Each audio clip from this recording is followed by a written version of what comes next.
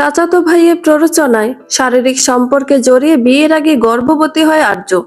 ইতিমধ্যে পুরো জুনায়েদ এবং জাওয়াত পরিবার এই কথা জেনে গেছে। সকলের সামনে মাথা নত করে অপরাধীর ন্যায় দাঁড়িয়ে আছে আর্য। আর্যর মা রেহানা জুনায়েদ আজ পর্যন্ত মেয়ের শরীরে একটা ফুলের টোকাও লাগতে দেননি। তিনি এখন আর্যর সামনে দাঁড়িয়ে কাঁপছেন। তার চোখে জল নেই, আছে এক বুক জ্বালাময় শূন্যতা। তিনি বিশ্বাস করতে পারছেন না যে তার কলিজার টুকরো মেয়েটি আজ পুরো পরিবারের সামনে এই কলঙ্ক নিয়ে দাঁড়িয়ে আছে। রেহানা বেগম কাঁপা কাঁপা কণ্ঠে বললেন, এই দেখার জন্য কি তোকে রোদে পুড়তে দেয়নি? এই দিনটার জন্যই কি তোকে বুকের ভেতর আগলে বড় করেছি? বল আর্য, একবার বল যে এসব মিথ্যে। আর্য কোনো জবাব দিতে পারল না। তার দু চোখ বেয়ে অবিরত জল গড়িয়ে মেঝেতে পড়ছে। সে আজ খুনি, নিজের মায়ের বিশ্বাসের খুনি। সে একবার আর চোখে ভাইয়ের দিকে তাকালো, যে ভাই কিনা আজ পর্যন্ত বোনের সঙ্গে চড়া গলায় কথা পর্যন্ত বলেনি। সে আজ আর্যর গায়ে হাত তুলেছে। সায়রের শ্বাস প্রশ্বাস দ্রুত বইছে, কপালে রাগের শিরাগুলো ফুলে উঠেছে। এই সেই ভাই যে আর্যকে সারা জীবন রাজকন্যার মতো আগলে রেখেছে, যে আর্যর সামান্য মাথা ব্যথায় অস্থির হয়ে যেত। সেই ভাই আজ রাগের মাথায় আর্যর গালে শক্ত এক থাপ্পড় বসিয়ে দিয়েছে। সায়র বোনের দিকে তাকিয়ে ঘৃণায় মুখ ফিরিয়ে নিল। হাতটা এখনো কাঁপছে। সে নিজের বোনকে মেরেছে। এই যন্ত্রণার চেয়েও বড় যন্ত্রণা হলো সে আজ তার বোনকে চিনতে পারছে না। হাতের সে 5 আঙুলের দাগ আর্যর ফর্সা গালে আগুনের মতো জ্বলছে, কিন্তু তার চেয়েও বেশি জ্বলছে আর্যর ভেতরটা। সকলের তীক্ষ্ণ দৃষ্টি যেন আর্যর শরীরে তীরের ফলার মতো বিচ্ছে। রেহানা বেগম এবার আর্যর সামনে এসে তার 2 কাঁধ ধরে ঝাঁকাতে লাগলেন। তীক্ষ্ণ গলায় চিৎকার করে উঠলেন, কার পা বয়ে বেড়াচ্ছিস তুই? বল আর্য, কার জন্য আজ আমাদের এই খানদানকে কলঙ্কিত করলি? কার ইশারায় তুই এই নোংরা পথে পা দিলি? নাম বল ওই জানোয়ারটার। আর্য শুধু ডুকরে কেঁদে উঠল। সে কি বলবে? সে তো ভালোবেসেছে, ভুল তো করেনি কোনো। আর্যর নীরবতা দেখে রেহানা বেগম দাঁতে দাঁত চেপে ফেটে পড়লেন। এখনো চুপ করে আছিস কেন? এই দেখার জন্য কি তোকে বড় করেছিলাম? কার পা বয়ে বেড়াচ্ছিস তুই বল? কার জন্য আজ আমাদের এই বংশের মুখে চুনকালি মাখালি? হাতের স্পর্শে সারা জীবন আর্য শুধু মমতা পেয়েছে। আজ সে হাত দুটো ঘৃণায় আর আক্রোশে আর্যকে কাঁপিয়ে দিচ্ছে। আর্য ঝাপসা চোখে একবার চারপাশটা দেখে নিল। পুরো ড্রয়িং রুমে বাবা, ভাই, চাচা সবাই বিষাক্ত দৃষ্টিতে তাকিয়ে আছে, কিন্তু সেখানে নেই শুধু একজন, নেজির জাওয়াদ, যে তাকে এই পরিস্থিতির দিকে ঠেলে দিয়েছে, যে বলেছিল সব পরিস্থিতিতে পাশে থাকবে। সে আজ এই নরক যন্ত্রণার সময় উধাও। সায়র এগিয়ে এলো। আর্যর গালে তখনও তার হাতের ছাপটা স্পষ্ট হয়ে আছে। সায়র কঠিন স্বরে বলল, বল আর্য, কার নাম আড়াল করছিস? কার বাচ্চা এটা? ক্রমাগত চাপের মুখে পড়ে আর্য আর নিতে পারল না। তার দম বন্ধ হয়ে আসছে। ঘরের বাতাস যেন বিষ হয়ে তার ফুসফুসে প্রবেশ করছে। সে একবার শূন্য চোখে চারপাশটা দেখল। না, নেজির এখনো আসেনি। কেউ নেই তার হয়ে কথা বলার। অস্ফুটে ভাঙা গলায় আর্য বলে উঠল, নেজির ভাই। নেজির ভাইয়ের বাচ্চা এটা। মুহূর্তে পুরো ড্রয়িং রুমে যেন ছোটখাটো বিস্ফোরণ হলো। কয়েক সেকেন্ডের জন্য সবাই স্তব্ধ হয়ে গেল। কেউ যেন বিশ্বাস করতে পারছে না আর্যর বলা কথাটা। নিজের আপন চাচাতো ভাইয়ের নামে এমন কুৎসিত অপবাদ। হঠাৎ করে নিস্তব্ধতা ভেঙে বাঘিনীর মতো গর্জে উঠলেন আর্যর চাচি, অর্থাৎ নেজিরের মা মরিয়ম জাওয়াদ। তিনি আর্যর সামনে এসে সজোরে ওর গালে কষে থাপ্পড় বসিয়ে দিলেন। আর্যর মাথাটা ঘুরে উঠল, কানের পর্দা যেন ফেটে যাবে। মরিয়ম জাওয়াদ চিৎকার করে উঠলেন, তোর মুখে এই কথা এলো কি করে? নিজের আপন চাচাতো ভাইয়ের নামে তুই এই অপবাদ দিচ্ছিস? যে নেজির তোকে কোলে পিঠে করে বড় করেছে, তার নামে এই কুৎসা রটাতে তোর জিভ ছিঁড়ে পড়ল না? পুরো পরিবার এখন আর্যর উপর ঘৃণায় ফেটে পড়ছে। রেহানা বেগম পাথরের মতো দাঁড়িয়ে আছেন। নিজের মেয়ের এমন ভয়ঙ্কর কথা শুনে তার কথা বলার শক্তিও যেন হারিয়ে গেছে। সায়র ক্রোধে ফেটে পড়া কণ্ঠে বলল, তুই পাগল হয়ে গেছিস আর্য? শুধু নিজেকে বাঁচাতে তুই নেজিরের মতো একজন ফেরেশতা মানুষের নামে এই কথা বললি? আমার বোন যে এত বড় নোংরা হতে পারে আমি আজ বুঝলাম। মরিয়ম জাওয়াদ আর্যর চুলের মুঠি ধরে ঝাঁকিয়ে বললেন, আমার ছেলেটা ফেরেশতার মতো নিষ্পাপ। তুই একটা নষ্ট মেয়ে। আর এখন আমার ছেলেকে কলঙ্কিত করতে চাইছিস? তুই নাম বল, কার সাথে মুখ কালো করেছিস? আর্য যন্ত্রণায় চিৎকার করে উঠল, আমি মিথ্যে বলছি না চাচি। নেজির ভাই আমাকে বিয়ের স্বপ্ন দেখিয়েছিল, সেই আমাকে বাধ্য করেছে। বিশ্বাস করো মা, নেজির ভাই ছাড়া আমার জীবনে আর কেউ আসেনি। আর্য মেঝেতে পড়ে গিয়ে ডুকরে কেঁদে উঠল। সায়র তার নিজের কানকে বিশ্বাস করতে পারছে না। নেজির, তার ছোটবেলার বন্ধু, তার বেস্ট ফ্রেন্ড, যাকে সে নিজের ভাইয়ের চেয়েও বেশি বিশ্বাস করে, সেই নেজির কিনা তার নিজের ছোট বোনের সাথে এমন জঘন্য কাজ করতে পারে, এটা তার জন্য অবিশ্বাস্য। সায়র পাগলের মতো চিৎকার করে উঠল, আর্য, তুই কি জানিস তুই কার নাম নিচ্ছিস? নেজির আমার বন্ধু, সে তোর চাচাতো ভাই, সে এই কাজ করতেই পারে না। তুই নিজেকে বাঁচাতে এখন একজন নির্দোষের ওপর দায় চাপাচ্ছিস। আর্য অবিশ্বাস্য দৃষ্টিতে ভাইকে দেখল। তার ভাই কিনা তাকে অবিশ্বাস করছে। এটা কি বাস্তব নাকি কোনো নিকৃষ্ট স্বপ্ন? সায়রের মাথার ভেতর যেন ভো ভো করছে। একদিকে তার কলিজার টুকরো বোন, আর অন্যদিকে তার প্রাণের বন্ধু নেজির। এই দুশ্চিন্তা আর অপমানে যেন সত্যি সত্যি পাগল হয়ে যাচ্ছে। সে দেয়ালে ঘুষি মারতে মারতে বলল, নেজির এমন কাজ করলে আমি ওকে জ্যান্ত পুঁতে ফেলবো। কিন্তু আর্য, তুই যদি মিথ্যে বলিস তবে আমি তোকেও ছাড়বো না।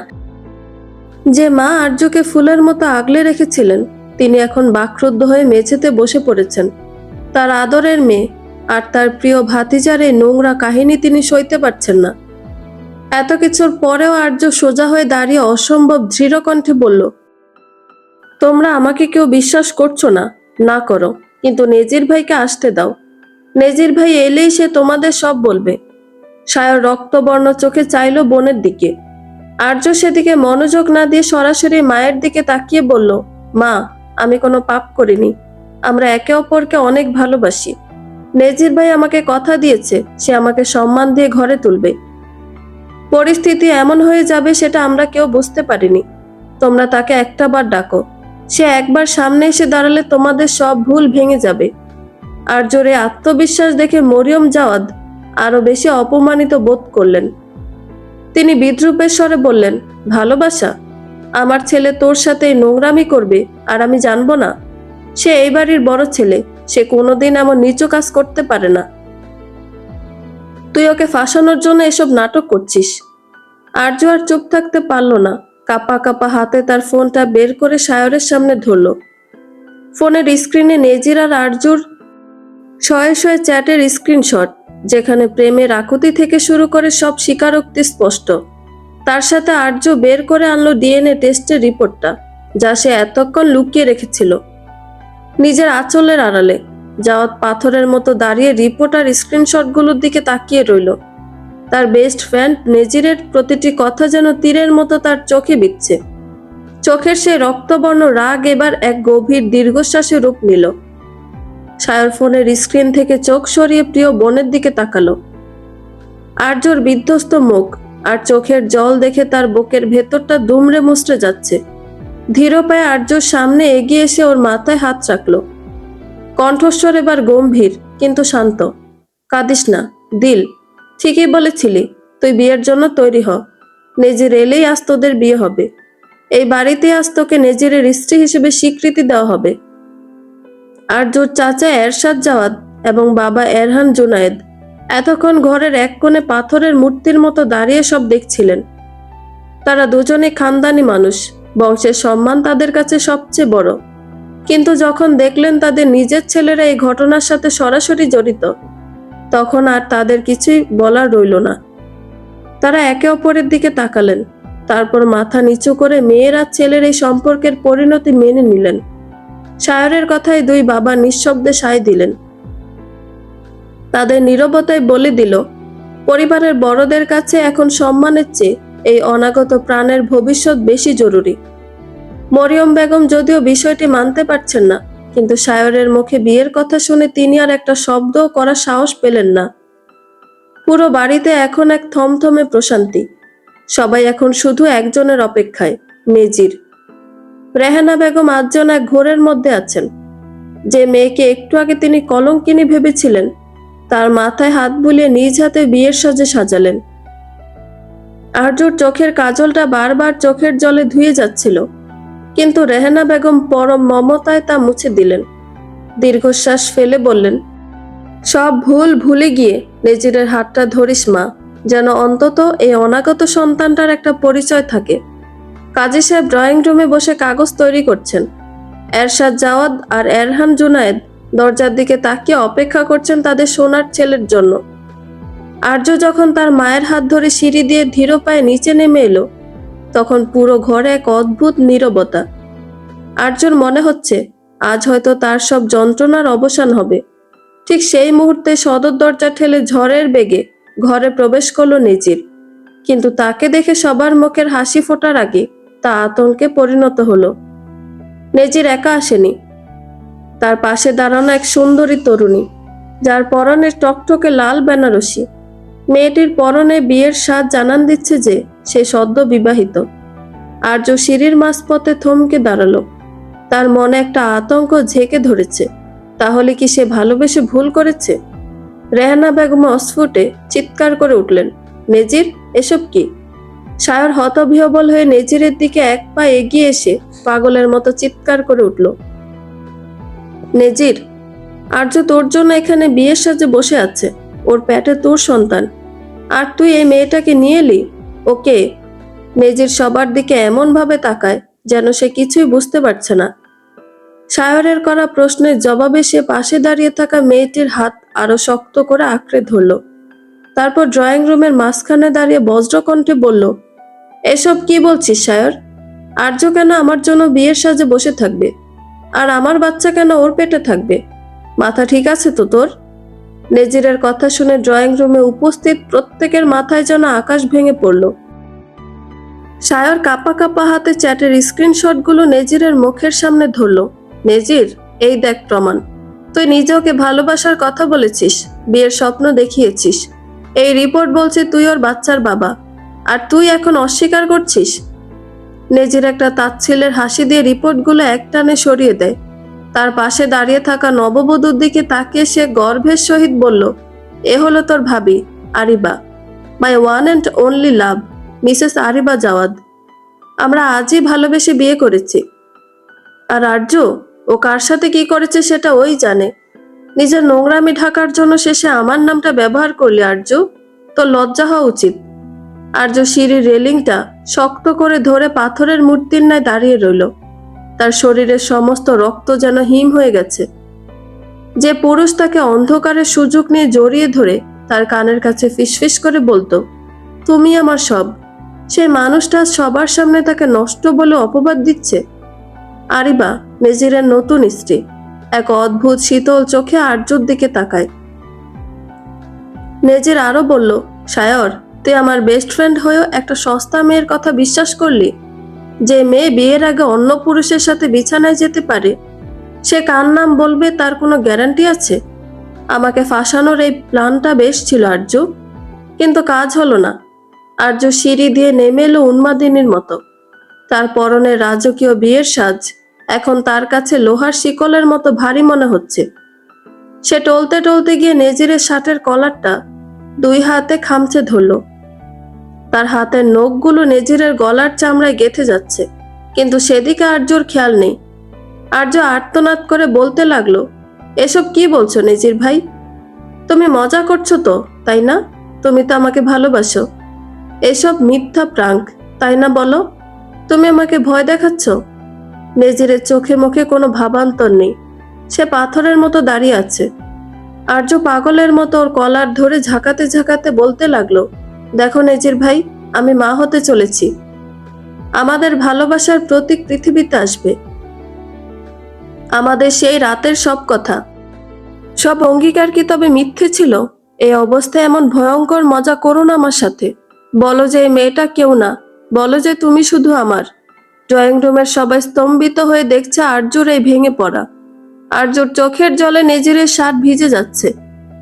সে নেজিরের বুকের ওপর মাথা ঠুকতে ঠুকতে বলছে, তুমি তো বলতে আমি তোমার দিল, আমি তোমার জীবন, তবে আজ কেন অন্য একটা মেয়েকে পাশে নিয়ে এসেছো? বলো নেজির ভাই, একবার বলো যে তুমি শুধু আমাকেই ভালোবাসো। আর্যর আকুতি মাখা কথাগুলো শেষ হওয়ার আগে নেজিরের ভেতরের পশুটা বেরিয়ে এলো। সে সজোরে আর্য 2 হাত ঝাড়া দিয়ে সরিয়ে দিল এবং এক ধাক্কায় তাকে মেঝেতে ফেলে দিল। আর্য টাল সামলাতে না পেরে টেবিলের ওপর গিয়ে পড়ল। নেজির এবার আঙুল উঁচিয়ে সবার সামনে চিৎকার করে উঠল, চুপ কর বেশ্যা, কোন জারজ সন্তান আমার মাথায় চাপাতে চাচ্ছিস? লজ্জা করে না তোর? নিজের চরিত্র ঠিক রাখতে পারিসনি, এখন আমার মতো একজন সম্মানীয় মানুষের ঘাড়ে তোর পাপের দায় চাপাতে চাইছিস? ড্রয়িং রুমের বাতাস যেন বিষাক্ত হয়ে গেল। নেজিরের মা মরিয়ম জাওয়াদ এবার ছেলের পাশে গিয়ে দাঁড়ালেন, যেন ছেলের এই নিষ্ঠুরতাকে তিনি সমর্থন করছেন। নেজির থামল না, সে আরো বিষ উগরি দিয়ে বলল, ভালোবাসার নাটক আর করিস না আর্য। তুই কার কার সাথে রাত কাটিয়েছিস সেটা তুই ভালো জানিস। খবরদার, আর একবার যদি আমার নাম তোরে নাপাক মুখে আনিস তবে আমি তোকে জ্যান্ত পুঁতে ফেলবো। আর্য মেঝেতে পড়ে থেকে ডুকরে কেঁদে উঠল। তার পেটের ভেতর সে অনাগত প্রাণটা যেন এই অপমানে কুঁকড়ে যাচ্ছে। সে বিশ্বাস করতে পারছে না যে মানুষটা তাকে পরম মমতায় ছুঁয়ে দিত, সেই আজ তাকে পুরো পরিবারের সামনে বেশ্যা বলে গালি দিল। তোদের মতো বেশ্যারা বিয়ের আগে বয়ফ্রেন্ডের সঙ্গে নষ্টামি করে, আর যখন বিয়ে করার সময় হয় তখন একজন ভালো ছেলের মাথায় দোষ চাপাতে পারলে বাঁচিস তোরা। নিজের 5 বছরের ভালোবাসা নেজিরের মুখে এহেন কটু কথা শুনে বিস্ময় সীমানা ছাড়িয়ে গেল আর্য। প্রেমিক পুরুষের প্রতিটি শব্দ যেন জ্বলন্ত সীসার মতো তার কানে বিঁধল। এই মানুষটাকে কি আদৌ চেনে সে? যখন থেকে ভালোবাসার অর্থ বুঝেছে, চতুর্দশী থেকে অষ্টাদশীর দুয়ার পার করেছে শুধু এই মানুষটাকে ভালোবেসে। এই নেজিরকে তো সে চেনে না। এটাই তাহলে আসল নেজির জাওয়াদ? এতদিন কি ভুল মানুষকে ভালোবেসেছিল আর্য? লোকটা থামলো না, সে আরো নিষ্ঠুর গলায় বলল, তুই কতজনের সাথে রাত কাটিয়েছিস তার ঠিক নেই, এখন এই জারজ সন্তানকে আমার কাঁধে চাপাতে যাচ্ছিস? নেজির কিছুক্ষণ থেমে আবারও বলল, চ্যাটার রিপোর্ট দেখাচ্ছিস? আরে আজকালকার যুগে এগুলা তৈরি করা কোনো ব্যাপার না। তুই হয়তো তোর আসল প্রেমিকের সাথে চ্যাট করে সেখানে আমার নাম সেভ করে রেখেছিস। তুই যে এত বড় সস্তা নিচু মনের সেটা আগে জানলে তোর আশেপাশেও আমি আসতাম না। নেজিরের প্রতিটি শব্দ যেন আর্য হৃৎপিণ্ডটাকে এফোর ওফোর করে ফেলছে। মরিয়ম জাওয়াদ ছেলের কথা আরো উৎসাহিত হয়ে আর্যর দিকে তাকালে, শুনলি তো, আমার ছেলে তোকে পছন্দ পর্যন্ত করে না। বের হ এ বাড়ি থেকে, দূর হ কুলাঙ্গার মেয়ে। তোর মতো নষ্ট মেয়ের ছায়া যেন আমার ছেলের উপর না পড়ে। সায়ন নিশ্চুপ থাকতে পারল না, গর্জে উঠল নেজিরের কলার ধরে, তুই কি বলতে চাইছিস এগুলো মিথ্যে? নেজির হতবিহ্বলিত দৃষ্টিতে চাইল প্রিয় বন্ধু ও ভাইয়ের দিকে। আহত স্বরে বলল, সায়র, তুই এই মেয়েটার জন্য আমাকে অবিশ্বাস করছিস? নেজির, তুই ভুলে যাস না ও জুনাইদ বংশের একমাত্র মেয়ে, আমার একমাত্র বোন। এই মেয়ে না কোনো। বাহ সায়র, তুই বুঝিয়ে দিলে রক্তের আগে বন্ধুত্ব বেকার। আর্যর পৃথিবীটা যেন দুলতে লাগলো। ড্রয়িং রুমের আসবাবপত্র, ঝাড়বাতি আর মানুষের এই বিষাক্ত মুখগুলো সব ঝাপসা হয়ে আসছে। সে চিৎকার করতে চাইল, কিন্তু কণ্ঠনালী যেন কোনো অদৃশ্য শক্তি চেপে ধরে রেখেছে। তার মনে পড়ে গেল সেই বৃষ্টির রাতের কথা, যখন এই নেজিরই তার হাত ধরে বলেছিল, আর্য, তুমি আমার পবিত্র আমানত। আজ সেই পবিত্র আমানতকে সে সবার সামনে নর্দমার কীটের মতো ছুঁড়ে ফেলে দিচ্ছে। নেজির দীর্ঘশ্বাস ফেলে সায়রের চোখের দিকে তাকিয়ে আবার বলল, সায়র, আজ তুই নিজের বোনের পাপ ঢাকতে আমার মতো নির্দোষ মানুষের গায়ে হাত তুললি। যে মেয়ে বিয়ের আগে নষ্টামি করে নিজেকে সস্তা করেছে, সে তো এখন নিজেকে বাঁচাতে মিথ্যা বলবেই। কিন্তু তুই তুই তো আমাকে চিনতিস সায়র, আমাদের সেই ছোটবেলার বন্ধুত্ব, সেই বিশ্বাস, সব কি আজ এই একটা মেয়ের নোংরা অভিযোগে তুচ্ছ হয়ে গেল? নেজিরের প্রতিটি কথা যেন তীরের মতো সায়রের বুকে বিচ্ছে। মরিয়ম জাওয়াদ ছেলের পাশে দাঁড়িয়ে সায়রকে উদ্দেশ্য করে চিৎকার করে উঠলেন, সায়র, হাত ছাড় আমার ছেলের। ওর গায়ে হাত তোলার সাহস তোকে কে দিল? নিজের বোন নষ্ট হয়েছে বলে আমার ফেরেশতা ছেলের কপালে তুই অপবাদ দিবি? এই মেয়েকে তো আজই এই বাড়ি থেকে বের করা উচিত। ও তো এই বংশের জন্য অভিশাপ। আর্য মেঝেতে পড়ে থেকে ডুকরে কেঁদে উঠল। সে ভাবতেই পারছে না যে নেজির ভাই, যাকে সে নিজের আকাশের চাঁদ ভাবত, সে আজ এমন করছে কেন। কিছুই বুঝতে পারছে না আর্য। সে সায়রের দিকে তাকিয়ে ভাঙা গলায় বলল, ভাইয়া, তুমি বিশ্বাস করো, আমি মিথ্যা বলছি না। উনি মিথ্যে বলছেন আমাকে কষ্ট দিতে। আমি জানি এটা কোনো নাটক। আমাকে আর আমার বাচ্চাটাকে অস্বীকার করতেই পারেন না উনি। আর্য মেঝে থেকে এক প্রকার হামাগুড়ি দিয়ে এসে ওর হাতটা শক্ত করে চেপে ধরল। কান্নায় ভেজা শরীরটা থরথর করে কাঁপছে। নেজির এক ঝটকা হাত সরিয়ে নিতে চাইল, কিন্তু আর্য আজ মরণপণে আঁকড়ে ধরেছে। আর্য ডুকরে কেঁদে উঠে বলল, নেজির ভাই, এসব কেন করছো? কেন সবার সামনে এভাবে মিথ্যে বলছো? কেন এভাবে আমাকে কাঁদাচ্ছ নেজির ভাই? তোমার আর্য কাঁদছে, তোমার কি একটুও কষ্ট হচ্ছে না? আর্যর নখগুলো নেজিরের হাতে বসে যাচ্ছে। সে বড় বড় চোখ করে নেজিরের চোখের দিকে তাকিয়ে মায়া খোঁজার অর্থহীন চেষ্টা করলো। পাগলিনীর মতো বলতে লাগলো, তুমি না বলতে আমার চোখের এক ফোঁটা জল তোমার বুকে তীরের মতো বিধে? তবে আজ কেন আমার পুরো দুনিয়াটা বিষাদ দিয়ে ভরিয়ে দিচ্ছ? আমি তো তোমারই আমানত নেজির ভাই। আমাকে এভাবে পর করে দিও না প্লিজ। এই মিথ্যে খেলা বন্ধ করো। পুরো ড্রয়িং রুমের মানুষগুলো পাথরের মতো দাঁড়িয়ে দেখছে এই দৃশ্য। নেজিরের মা মরিয়ম জাওয়াত ঘৃণায় মুখ ফিরিয়ে নিলেন, কিন্তু নেজিরের চোখে কোনো অনুশোচনা নেই। সে আর্যর দিকে এমন ভাবে তাকালো যেন কোনো তুচ্ছ নর্দমার কীট তার দামি পোশাক নষ্ট করছে। এক ঝটকায় আর্যকে সরিয়ে দিয়ে দাঁতে দাঁত চেপে বলল, তোর এই ড্রামা বন্ধ কর আর্য। তোর চোখের জল এখন আমার কাছে বিষের মতো। যে মেয়ে নিজের পাপ ঢাকতে আমার মতো একজন মানুষকে কলঙ্কিত করতে পারে, তার জন্য আমার হৃদয়ে কোনো জায়গা নেই। সায়র, তুই বিশ্বাস কর, এই মেয়ে আমার পিছে ঘুরঘুর করতো, পাত্তা দিনি, তাই এসব নাটক করছে এখন। সায়র নির্বিকার কণ্ঠে বলল, এখন তুই আমাকে প্রমাণ দে যে তুই নির্দোষ। যদি তুই তা না পারিস, তবে তোকে আর্যকে বিয়ে করতে হবে। দরকার হলে আমি নিজের উপস্থিতিতে আবারও ডিএনএ টেস্ট করাবো। আমি দেখতে চাই আর্যর গর্ভে কার রক্ত বইছে। ঠিক আছে সায়র, তুই প্রমাণ চাস তো? আমি তোকে প্রমাণ দেব, তবে আমার একটা শর্ত আছে। আমাকে মাত্র 3 ঘন্টা সময় দে। এই 3 ঘন্টার মধ্যে যদি আমি নিজেকে নির্দোষ প্রমাণ করতে না পারি, তবে তুই যা ইচ্ছে করিস, আমি সব মেনে নেব। এমনকি এই নষ্ট মেয়েটাকে বিয়ে করতে বললেও আমি না করব না। নেজির একটু থামলো, তারপর তার কণ্ঠস্বর আরো তীক্ষ্ণ হলো। কিন্তু যদি আমি সত্যি বলি, যদি প্রমাণ হয় যে আমি নির্দোষ, তবে তোকে আমার আর আরিবার বিয়ে ধুমধাম করে দিতে হবে। তোকে নিজের হাতে তোর এই বেস্ট ফ্রেন্ড আর ভাবিকে বরণ করে ঘরে তুলতে হবে। রাজি? সায়র একবার বোনের দিকে তাকালো। আর্য তখন মৃত লাশের ন্যায় চেয়ে আছে, কিন্তু দৃষ্টিতে এখনো জ্বলছে আশার প্রদীপ। নেজিরের এই আকাশচুম্বী আত্মবিশ্বাস সায়রকে দ্বিধায় পড়ে যায়।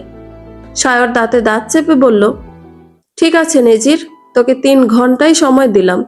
রাত 12টার মধ্যে যদি তুই প্রমাণ দিতে পারিস যে আমার বোনের এই অবস্থার পেছনে তুই নেই, তবে তোর আর আরিবার বিয়ে আমি নিজেই ধুমধাম করে দেব। কিন্তু মনে রাখিস, যদি প্রমাণ করতে না পারিস তবে তোর রেহাই নেই। রেহানা জুনায়েদ পাথরের মূর্তির ন্যায় দাঁড়িয়ে আছে, কারণ নিকট বলার মতো কিছু নেই।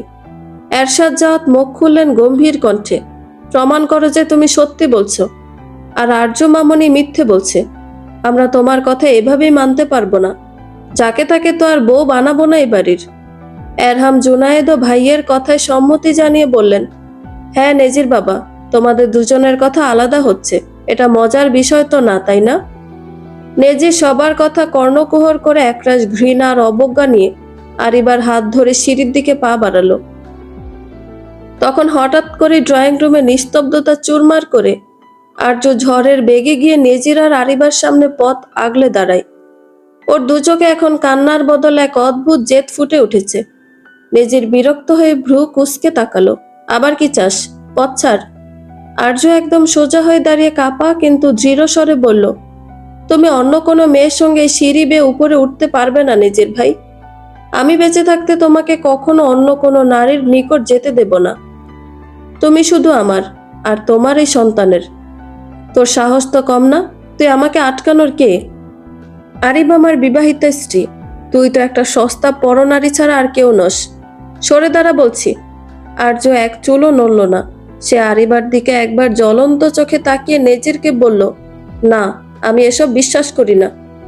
তুমি মিথ্যে বলছো নেজির ভাই, তুমি মিথ্যে বলছো। এমন হতে পারে না, তুমি অন্য কাউকে বিয়ে করতে পারো না। আমি জানি এসব তোমার সাজানো কোনো নাটক। আমাকে রাগানোর জন্য করছো তো? আমার ওপর রাগ করেছো বলে এই মেয়েটাকে নিয়ে এসেছো তো? আর্য একবার নেজিরের পাশে থাকা আরিবার দিকে তাকালো, যেন ওই লাল বেনারসি পরা মেয়েটা কোনো মানুষ নয়, একটা দুঃস্বপ্ন। সে আবার নেজিরের দিকে ফিরে চিৎকার করে বলল, বলো নেজির ভাই, বলো যে তুমি মিথ্যে বলছো। তুমি তো বলতে তোমার আর্য ছাড়া তোমার দুনিয়ায় আর কেউ নেই। তবে কেন এই মেয়েটার হাত ধরে আছো? এই কবুল বলা, এই বিয়ে, সবই তো মিথ্যে, তাই না? তুমি শুধু আমাকে ভয় দেখানোর জন্য এসব করছো। প্লিজ নেজির ভাই, এবার হাসো। এসে বলো না যে এসব নাটক ছিল। আর্যর গলার স্বর কান্নায় বুঝে আসছিল। সে নেজিরের বুকের উপর মাথা রেখে ডুকরে কেঁদে উঠল। আমি তোমার নাটকটা বুঝে গেছি। এবার থামো নেজির ভাই, আর মেরো না আমাকে। আমার ভেতরটা পুরে ছাই হয়ে যাচ্ছে। বলো যে এই মেয়েটা কেউ না। নেজির যন্ত্রমানবের ন্যায় হয়ে দাঁড়িয়ে রইল। পাশে দাঁড়িয়ে থাকা আরিবা এক বিদ্রুপের হাসি দিয়ে আর্যর হাতটা নেজিরের কলার থেকে এক ঝটকায় সরিয়ে দিল। নেজির আর্যর চিবুকটা শক্ত করে ধরে নিচু গলায় বলল, নাটক আমি করছি না আর্য, নাটক তুই করছিস। নিজেকে সতী প্রমাণ করার জন্য আমার ওপর যে অপবাদ তুই দিয়েছিস, সেটা কোনো নাটকের চেয়ে কম নয়। আর আরিবা, ও আমার জীবনের ধ্রুব সত্য। তোর মতো একটা মিথ্যুক আর চরিত্রের ঠিক না থাকা মেয়ের জন্য আমার বিয়েটা নাটক হতে যাবে কেন? সায়র, তোর বোনকে সামলা, না হলে আমি সত্যি কোনো অঘটন ঘটিয়ে ফেলবো। আর্যর ভীষণ কষ্ট হচ্ছে প্রণয়ের প্রথম পুরুষের এই উপেক্ষা সহ্য করতে। তবু সে মুচকি হেসে গলাধকরণ করলো নেজিরের প্রতিটি বিষাক্ত বাক্য। আর্য সিঁড়ির মুখটা এমন ভাবে আগলে দাঁড়ালো যেন সে কোনো দুর্ভেদ্য দেয়াল। নেজির আর আরিবার 1 ইঞ্চি সামনে বাড়ার উপায় নেই। আর্যর আলো থালো চুল, ভিজে যাওয়া গাল আর আগুনের মতো জ্বলতে থাকা চোখগুলো বলে দিচ্ছে মৃত্যু ব্যতীত তাকে সরানো অসম্ভব। নেজির দাঁতে দাঁত চেপে আবার এগুতে চাইলে আর্য চিৎকার করে উঠল, না, আমি এক চুলও নড়ব না। খবরদার নেজির ভাই, তুমি এই মেয়ের হাত ধরে এক পাও এগুবে না। আমি এই বিয়ে, এই সম্পর্ক কিছুই মানি না, যতক্ষণ না সবকিছু ঠিক হচ্ছে। যতক্ষণ না তুমি সবার সামনে সত্য স্বীকার করছো, ততক্ষণ তুমি এই মেয়ের সঙ্গে কোথাও যাবে না। নেজিরের পাশে দাঁড়িয়ে থাকা আরিবা এতক্ষণ শুধু তাচ্ছিল্যের হাসি হাসছিল, কিন্তু এবার আর্য সরাসরি তাকে বাধা দেওয়ায় সে আর চুপ থাকতে পারল না। আরিবা অত্যন্ত ঘৃণা ভরা দৃষ্টিতে আর্যর দিকে তাকিয়ে প্রথমবারের মতো মুখ খুলল। ওর কণ্ঠস্বর একদম শীতল আর বিষাক্ত। আরিবা আর্যকে এক প্রকার ধাক্কা দেওয়ার ভঙ্গিতে বলল, এই মেয়ে, নাটক করো না তো। অনেক সিন ক্রিয়েট করেছো, এবার সরো। নিজের পাপ ঢাকতে অন্যের স্বামীকে নিয়ে টানা হেঁচড়া করাটা তোমার স্বভাব হতে পারে, কিন্তু আমার ধৈর্য আর পরীক্ষা করো না। নিজের চরকায় তেল দাও গিয়ে। আরিবার এই অন্যের স্বামী শব্দটা আর্য হৃদয়ে যেন আঁচড় কাটছে। আরিবাকে কিছু বলতে যাবে, তার আগে নেজির আরিবার কাঁধে হাত রেখে আর্যকে উদ্দেশ্য করে ধমকে উঠল, শুনলি তো, ও আমার স্ত্রী। ওর সামনে তোকে নিয়ে আমি আর একটা কটু কথা শুনতে চাই না। সায়র, তুই কি এখনো মূর্তির মতো দাঁড়িয়ে থাকবি? তোর বোনকে এখান থেকে সরা, না হলে আমি সিঁড়ি দিয়ে ধাক্কা দিয়ে একে নিচে ফেলে দিব। সায়র নিচে দাঁড়িয়ে সবটা দেখছিল। তার বুকের ভেতরটা দুমড়ে মুচড়ে যাচ্ছে। একদিকে বোনের এই হাহাকার, অন্যদিকে নেজিরের এই অনড় অবস্থান। সে ধীর পায়ে সিঁড়ি দিয়ে উপরে উঠে এলো। আর্যর বাহু ধরে করুণ স্বরে বলল, আর্য চল, নিচে চল। নেজির যখন 3 ঘন্টা সময় চেয়েছে, ওকে নিতে দে। সত্যিটা যদি তোর পক্ষে থাকে তবে আজ রাত 12টার পর এই মেয়েই ঘর ছেড়ে বেরিয়ে যাবে। কিন্তু এখন নাটক করে নিজেকে আর ছোট করিস না বোন। আর্য সায়রের হাত ছাড়া দিয়ে সরিয়ে দিল। সে অস্ফুটে শুধু বলল, এটা নাটক নয় ভাইয়া, এটা আমার ভালোবাসা। আমি জানি নেজির ভাই রাগ করে করছে এসব। আর্য তার বিয়ের লাল শাড়ির আঁচলটা সিঁড়ির ওপর মেলে ধরল, তারপর ধপ করে আরিবার পায়ের কাছে হাঁটু গেড়ে বসে পড়ল। তার দু চোখ দিয়ে অবিরত জল গড়িয়ে মেঝেতে পড়ছে। আর্য আরিবার শাড়ির পাড়টা খামচে ধরে ধরা গলায় বলতে লাগলো, বোন, তুমি তো মেয়ে, একটা মেয়ে হয়ে আরেকটা মেয়ের সর্বনাশ করো না বোন। তুমি তো জানো না, এই মানুষটাকে আমি আমার নিঃশ্বাসের চেয়েও বেশি ভালোবাসি। আমার শরীরের ভেতরেও আজ ওরই অংশ বেড়ে উঠছে। দোহাই লাগে তোমার, আমাকে আমার ভালোবাসা ভিক্ষে দাও। আমি বাঁচবো না, নেজির ভাইকে ছাড়া আমি মরে যাব। আর্য ডুকরে কেঁদে উঠল। তার কান্নার শব্দে পুরো ড্রয়িং রুমের বাতাস ভারী হয়ে এলো। রেহেনা বেগম নিজের মুখ চেপে ধরে ফুঁফিয়ে উঠলেন। আর্য আবার বলতে লাগলো, তুমি তো সুন্দরী, তোমার অনেক গতি হবে, কিন্তু আমি যে কুলহারা কলঙ্কিনী হয়ে যাব বোন। তুমি নিজের ভাইকে ছেড়ে দাও, ওকে আমার কাছে থাকতে দাও। আমি তোমার দাসী হয়ে থাকবো সারা জীবন, তাও নিজের ভাইকে আমার কাছ থেকে কেড়ে নিও না। আরিবা এক পা পিছিয়ে এলো, যেন আর্যর ছোঁয়া থেকেও তার ঘৃণা হচ্ছে। সে নেজিরের দিকে তাকিয়ে একটা তাচ্ছিল্যের হাসি দিল, তারপর আর্যর দিকে ফিরে কঠিন গলায় বলল, নিজের পাপ ঢাকতে এখন আমার পায়ে ধরে নাটক করছো? ভালোবাসা ভিক্ষে চাইছো? লজ্জা করে না তোমার? অন্যের স্বামীর উপর নিজের অধিকার দাবি করতে তোমার বুক কাঁপছে না? যাও, যার সাথে রাত কাটিয়েছো তাকে গিয়ে এই ভিক্ষে দাও গে। আমার নেজিরের সাথে তোমার কোনো সম্পর্ক নেই, আর কোনোদিন হবেও না। নেজির আর সহ্য করতে পারল না। সে আর্যর হাতটা আরিবার শাড়ি থেকে এক ঝটকায় ছাড়িয়ে নিল। তারপর আর্যর কাঁধে হাত দিয়ে সজোরে ধাক্কা দিয়ে সরিয়ে দিয়ে গর্জে উঠল, তোর সাহস তো কম না? তুই আমার স্ত্রীর পায়ে হাত দিয়ে ওকে অপবিত্র করছিস? সায়র, তুই কি আস্তরে নষ্ট বোনকে এখান থেকে সরাবি, নাকি আমি সত্যি সত্যি একে সিঁড়ি দিয়ে নিচে ফেলে দেব? সায়র দৌড়ে এসে আর্যকে দুই হাতে জড়িয়ে ধরল। আর্য তখনও পাগলের মতো হাত বাড়িয়ে নেজিরকে বলছে, নেজির ভাই দেখো, নেজির ভাই এমন করো না। নেজির যখন আরিবার হাত ধরে উপরে পা বাড়াতে যাবে, ঠিক তখনই ড্রয়িং রুমের কোণে পাথরের মতো দাঁড়িয়ে থাকা এরশাদ জাওয়াত বাঘের মতো গর্জে উঠলেন। তার গম্ভীর কণ্ঠস্বরে পুরো বাড়ি যেন থরথর করে কেঁপে উঠল। দাঁড়াও নেজির। নেজির সিঁড়ির মাঝপথে থমকে দাঁড়ালো। পেছনে ফিরে অবাক হয়ে দেখলো তার বাবাকে। এরশাদ জাওয়াত ধীর পায়ে এগিয়ে এলেন। তার চোখে এখন কড়া শাসন আর বংশের মর্যাদার তেজ। তিনি নেজিরের দিকে আঙুল উঁচিয়ে বললেন, কার অনুমতিতে তুমি এই অপরিচিত মেয়েটাকে নিয়ে ঘরে উঠেছ? এই বাড়ির একটা নিয়ম আছে, একটা সম্মান আছে। যতক্ষণ না তুমি নিজেকে নির্দোষ প্রমাণ করছো, ততক্ষণ তুমি এই মেয়ের সাথে এক ঘরে থাকতে পারবে না। আর্যকে যে অপবাদ তুমি দিয়েছ, তার ফয়সালা না হওয়া পর্যন্ত এই মেয়ে এই বাড়ির অন্দরমহলে পা রাখতে পারবে না। নেজিরের মুখটা মুহূর্তেই ফ্যাকাশ হয়ে গেল। সে আমতা আমতা করে বলল, কিন্তু বাবা, ও আমার স্ত্রী, আমি ওকে বিয়ে করে এনেছি। এরশাদ জাওয়াত এক চুলও নড়লেন না।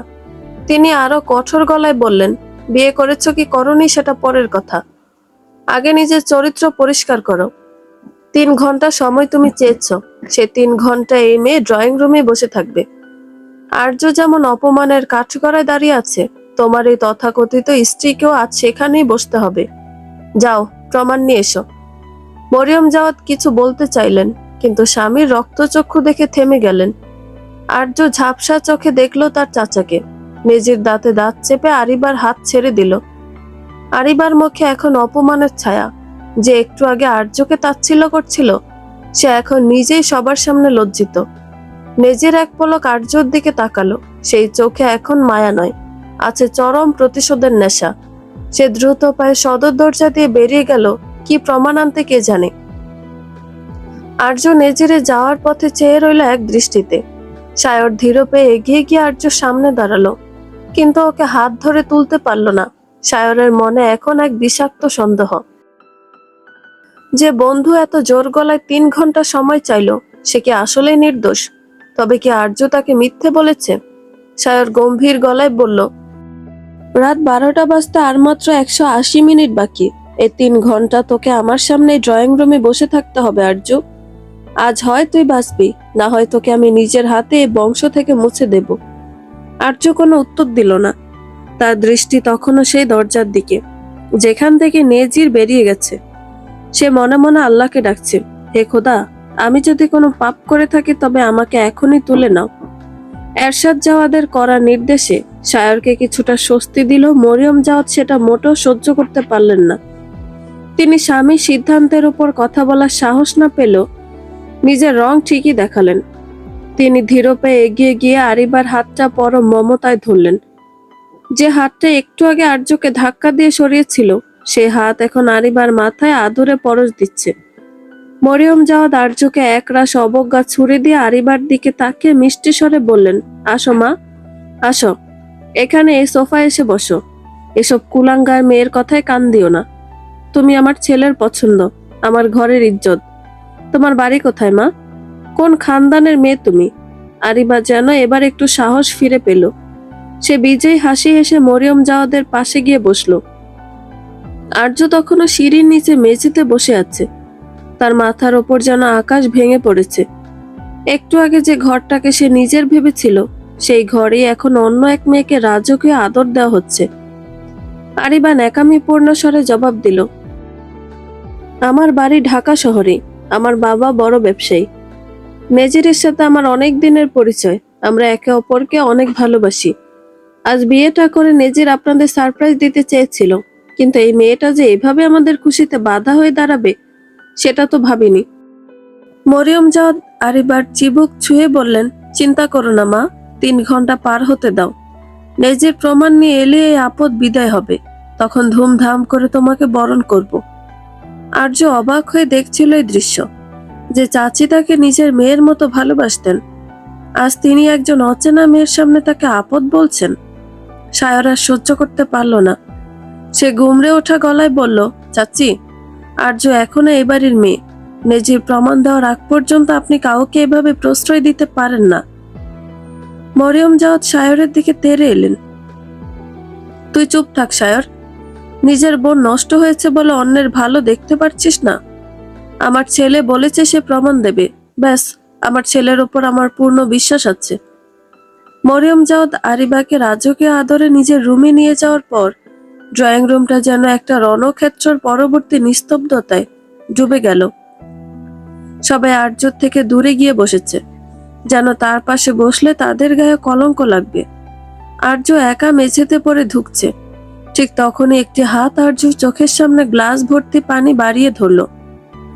আর্য ঝাপসা চোখে মুখ তুলে চাইল, দেখলো ফারা দাঁড়িয়ে আছে, নেজিরের একমাত্র ছোট বোন, আর্যর প্রাণের সই। ফারা জন্ম থেকে কথা বলতে পারে না, কিন্তু তার চোখের ভাষা আর্যর কাছে সবসময় স্পষ্ট ছিল। ফারা দু চোখ বেয়ে অবিরত জল গড়িয়ে পড়ছে। সে আর্যর সামনে মেঝেতে বসে পড়ল।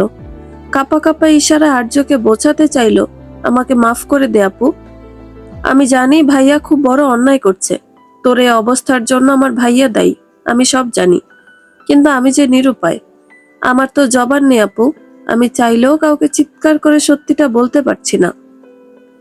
ফারা শুধু মাথা নিচু করে কাঁদতে লাগলো। আর্য অস্ফুটে বলল, কেন নেজির ভাই এমন করলো? কেন সে আমাদের 5 বছরের ভালোবাসাকে এভাবে নর্দমায় ছুড়ে দিল? আর্যর হৃদয়ে বেদনার সুর তুলছে। কাছের মানুষ দোষী বলে মনের ব্যথা বোঝে না তো কেউ। জীবনের এই কারাগারে আছাড় মারে প্রেম সাগরের ঢেউ। নিস্তব্ধতা ভেঙে ঘড়ির কাঁটার টিকটিক শব্দে জানান দিচ্ছে 12টা বেজে 1 মিনিট। অন্যদিনের মতো আজ যে হাউস নিস্তব্ধ নীরব নয়, সকলে প্রতীক্ষায় প্রহর গুনছে এক এক করে। তখনই সদর দরজা ঠেলে প্রবেশ করলো নেজির। সকলের দৃষ্টি তার দিকে। আর্য আশা ভরা নয়নে তাকালো প্রণয়ের প্রথম পুরুষের দিকে। এই বুঝি এসে তার নেজির ভাই বলবে, সরি রে দিল, আমি মজা করছিলাম, তুই আর কাঁদিস না। কিন্তু না, নেজির রমণীর সকল আশা মাটিতে পিষে নির্বাক অবয়বে ভিতরে এলো। সকলের চোখ নেজিরের পেছনে সাদা অ্যাপ্রন পরা এক তরুণীর উপর। তাকে দেখে পুরো ড্রয়িং রুমের মানুষগুলোর সাথে সাথে সায়রও বেশ অবাক হলো। মেয়েটি সায়রের ভালোবাসা, হবু স্ত্রী, যার সঙ্গে 2 দিন বাদে বিয়ে হওয়ার কথা। সায়র 2 পা এগিয়ে এসে অস্ফুট স্বরে বলল, নীলিমা। আর্যর ঠোঁটে ফুটে উঠল তৃপ্তির হাসি। তার আশা যেন বাস্তবতায় রূপ নিতে চলেছে। বোকা আর্য দ্বিধায় বা দৃঢ় বিশ্বাসে রূপ নিল। নেজির তার সঙ্গে মজা করেছে এতক্ষণ, না হলে কি নীলিমাকে নিয়ে আসতো? এখন ঠিক সবাইকে সারপ্রাইজ দিবে। আর্য মনে মনে প্রতিজ্ঞা করে নিল, এই নাটক শেষ হলে সে নেজিরকে কঠোর শাস্তি দিবে, এত বাজে মজা করার জন্য। পুরো ড্রয়িং রুমে স্বস্তির নিঃশ্বাস বয়ে গেল। এরশাদ জাওয়াদ আর এরহাম জুনায়েদ একে অপরের দিকে তাকিয়ে মাথা নাড়লেন। নীলিমা যখন ডাক্তার হিসেবে আছে, তখন আর কোনো কারচুপির ভয় নেই। সায়রও মনে মনে একটু শান্ত হলো। নীলিমার ওপর তার বিশ্বাস পাহাড়ের মতো অটল। আর্য তখনও মুস্কি হাসছে। তার মনে হচ্ছে নেজির ভাই আসলে নীলিমাকে সাক্ষী হিসেবে এনেছে, যাতে পরিবারের বড়রা পরে আর কোনো প্রশ্ন তুলতে না পারে। সে আপন মনেই বলল, নেজির ভাই তুমি কত বুদ্ধিমান। নীলিমা আপু যখন নিজ হাতে রিপোর্ট দিবে তখন কেউই আর অবিশ্বাস করতে পারবে না। নেজির আর্যর সে হাসি মুখের দিকে তাকিয়ে মনে মনে এক পৈশাচিক আনন্দ পেল। সে গম্ভীর গলায় বলল, নীলিমা তুমি তোমার কাজ করো, রাত অনেক হয়েছে, আমরা আর দেরি করতে চাই না। আর্য এক মুহূর্ত দেরি না করে খুশি মনে এগিয়ে এলো। তার চোখে মুখে এখন কোনো ভয় নেই, বরং এক বিজয়ী ভাব। সে নীলিমার হাত ধরে আদরে গলায় বলল, আপু তুমি এসেছো বলে খুব ভালো হয়েছে। এবার তুমি সবাইকে সত্যিটা বলে দাও। আমি জানি ডিএনএ রিপোর্টে কি আসবে, কারণ আমার নেজির ভাই কোনোদিন আমাকে উপেক্ষা করতে পারে না। নীলিমা আর্যর চোখের দিকে শুষ্ক হাসি দিল। নীলিমা অত্যন্ত যান্ত্রিকভাবে আর্যর হাত ধরে। ওর হাতের স্পর্শ বরফের মতো শীতল। আর্যকে নিয়ে সে ধীর পায়ে ওপরের ঘরের দিকে পা বাড়ালো। আর্য তখন এক অদ্ভুত ঘোরের মধ্যে আছে। সেজন্য নিজের অজান্তে নীলিমার কাছে নিজের আত্মসমর্পণ করলো। বোকা রমণী ভাবছে ঘর থেকে বেরোলেই সব অন্ধকার মুছে যাবে, কিন্তু সিঁড়ির নিচে দাঁড়িয়ে থাকা রেহেনা বেগমের অবস্থা তখন বর্ণনাতীত। তার বুকটা ধড়ফড় করছে, মনে হচ্ছে হৃৎপিণ্ডটা যে কোনো সময় থমকে যাবে। যে মেয়েকে তিনি রোদে পুড়তে দেননি, যার একটা আচরে তার প্রাণ যেত, সেই মেয়েটির ভাগ্যের ফয়সালা এখন একটা বন্ধ ঘরে হতে যাচ্ছে। রেহানা বেগম দেয়ালে পিঠ ঠেকিয়ে দাঁড়িয়ে আছেন। তার চোখের কোণ দিয়ে গড়িয়ে পড়া জল চিবুক বেয়ে শাড়ির আঁচলে মিশছে। তিনি মনে মনে শুধু একটাই প্রার্থনা করছেন, হে খোদা, আমার মেয়েটাকে রক্ষা করো। আমার মান সম্মান সব যাক, কিন্তু আমার আর্য যেন মিথ্যেবাদী না হয়। ঘরের দরজাটা বন্ধ হওয়ার শব্দে রেহানা বেগম চমকে উঠলেন। তার মনে হলো এই দরজাটা যেন আর্য আর তার মাঝে এক বিশাল দেয়াল তুলে দিল। বাইরে ড্রয়িং রুমে নেজির তখন আয়েশ করে সোফা হেলান দিয়ে বসেছে। ওর চোখে মুখে সেই একই নিষ্ঠুর ধূর্ততা। সায়র এক জায়গায় স্থির হয়ে দাঁড়িয়ে আছে, ওর দৃষ্টি দরজার দিকে নিবদ্ধ। পুরো বাড়িতে এখন কেবল ঘড়ির কাঁটার শব্দ, টিক টিক টিক। এই কয়েকটা মিনিট যেন কয়েকটা যুগের মতো মনে হচ্ছে রেহানা বেগমের কাছে। তিনি জানেন না নীলিমা যখন ভেতর থেকে রিপোর্ট নিয়ে বের হবে, তখন তার আর্যর জন্য সেটা আশীর্বাদ হয়ে আসবে নাকি এক ভয়ঙ্কর অভিশাপ। মরিয়ম জাওয়াত বিড়বিড় করে বললেন, এখনই দুধের দুধ আর পানির পানি আলাদা হবে। আমার নেজির যে নির্দোষ সেটা এবার প্রমাণিত হয়ে যাবে। বেশ খানিকক্ষণ পর ঘরের দরজা খুলে গেল। আর্য হাসি মুখে নীলিমার হাত ধরে বেরিয়ে এলো। ওর চোখে মুখে এক অদ্ভুত বিজয়ীর আভা। ও ভাবছে এখনই নীলিমা আপু সবার সামনে নেজির ভাইয়ের করা নাটকের মুখোশ খুলে দিয়ে বলবে, হ্যাঁ আর্যই নেজিরের সন্তানের মা। ড্রয়িং রুমের প্রতিটা মানুষের দৃষ্টি এখন নীলিমার উপর নিবদ্ধ। পিনপতন, নিস্তব্ধতা চারদিকে। আর্য নীলিমার হাতটা একটু ঝাঁকিয়ে আবদারের সুরে বলল, আপু বলো, সবাইকে বলে দাও সত্যিটা। তুমি চুপ করে আছো কেন? বলো না নেজির ভাই আর আমার কথা। আরিবা সোফায় পা দুলিয়ে এক বিদ্রুপের হাসি হাসলো। আগুনে ঘি ঢেলে তীক্ষ্ণ গলায় বলল, হ্যাঁ হ্যাঁ নীলিমা, বলো না শুনি। তোমার ননদিনী তো খুশিতে ফেটে পড়ছে। বলো, কার পাপ ও প্যাটে নিয়ে ঘুরছে। নীলিমা আর্যর হাতটা এক ঝটকায় ছেড়ে দিল। ওর চোখে মুখে এক পাথর চাপা ভাব। সে ধীর পায়ে গিয়ে তার হবু স্বামী সায়রের পাশে দাঁড়ালো। সায়র উৎকণ্ঠা নিয়ে নীলিমার দিকে তাকাতেই নীলিমা একদম শান্ত বরফ শীতল কণ্ঠে বলল, আর্য মিথ্যা বলছে, এই বাচ্চা নেজিরের নয়। মুহূর্তে ড্রয়িং রুমের ছাদটা যেন আর্যর মাথার উপর ভেঙে পড়ল। ওর ঠোঁটের সেই তৃপ্তির হাসিটা মাঝপথে জমে গেল। আর্য বিস্ময়ে পাথরের মতো নীলিমার দিকে চেয়ে রইল। ওর কণ্ঠনালী শুকিয়ে কাঠ। কিছুক্ষণ পর ভাঙা গলায় আর্তনাদ করে উঠল, নীলিমাপু, এ কি বলছো তুমি? তুমি তো জানো তুমি তো নিজে স্যাম্পল নিলে। তুমি কেন এমন করছো? নেজির ভাই তোমাকে কি শিখিয়ে দিয়েছে? নীলিমার মুখ থেকে বের হওয়া ওই একটা বাক্য, এটা নেজিরের বাচ্চা না, ড্রয়িং রুমের বাতাসকে যেন বিষাক্ত করে দিল। সায়র এতক্ষণ যে পাহাড় সম বিশ্বাস নিয়ে দাঁড়িয়েছিল, সেই পাহাড়টা ধসে পড়ল। ও আর নিজের শরীরের ভার রাখতে পারল না। দুই হাত দিয়ে মাথা চেপে ধরে সায়র ধপ করে মাঝ মেঝেতে বসে পড়ল। ওর চোখ দুটো রক্তবর্ণ হয়ে গেছে, কিন্তু মুখ দিয়ে কোনো শব্দ বের হচ্ছে না। কিন্তু আসল প্রলয়টা ঘটলো একটু দূরে। রেহানা বেগম দেয়াল ধরে দাঁড়িয়েছিলেন। নীলিমার কথাটা কানে যাওয়া মাত্রই ওনার চোখ দুটো বড় বড় হয়ে গেল। তিনি একবার আর্যর বিধ্বস্ত মুখের দিকে তাকালেন, আর একবার নীলিমার দিকে। ওনার বাম হাতটা হঠাৎ অবশ হয়ে ঝুলে পড়ল। মুখটা একপাশে বেঁকে গিয়ে ঘুঙানির মতো একটা শব্দ বের হলো, আর্য। পরক্ষণে কোনো কাটা গাছের মতো রেহানা বেগম মেঝেতে লুটিয়ে পড়লেন। মা! আর্য চিৎকার করে উঠল, কিন্তু ওনার শরীর তখন নিথর। চোখের মনি দুটো স্থির হয়ে গেছে। রেহানা বেগম স্ট্রোক করেছেন।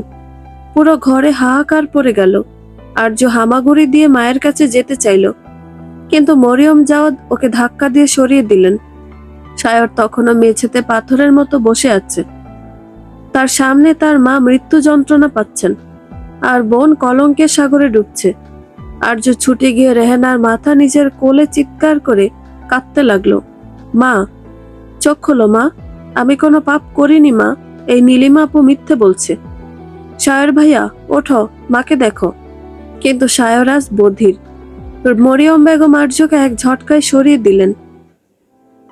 আর্য টাল সামলাতে না পেরে মেঝেতে আছাড় খেয়ে পড়ল।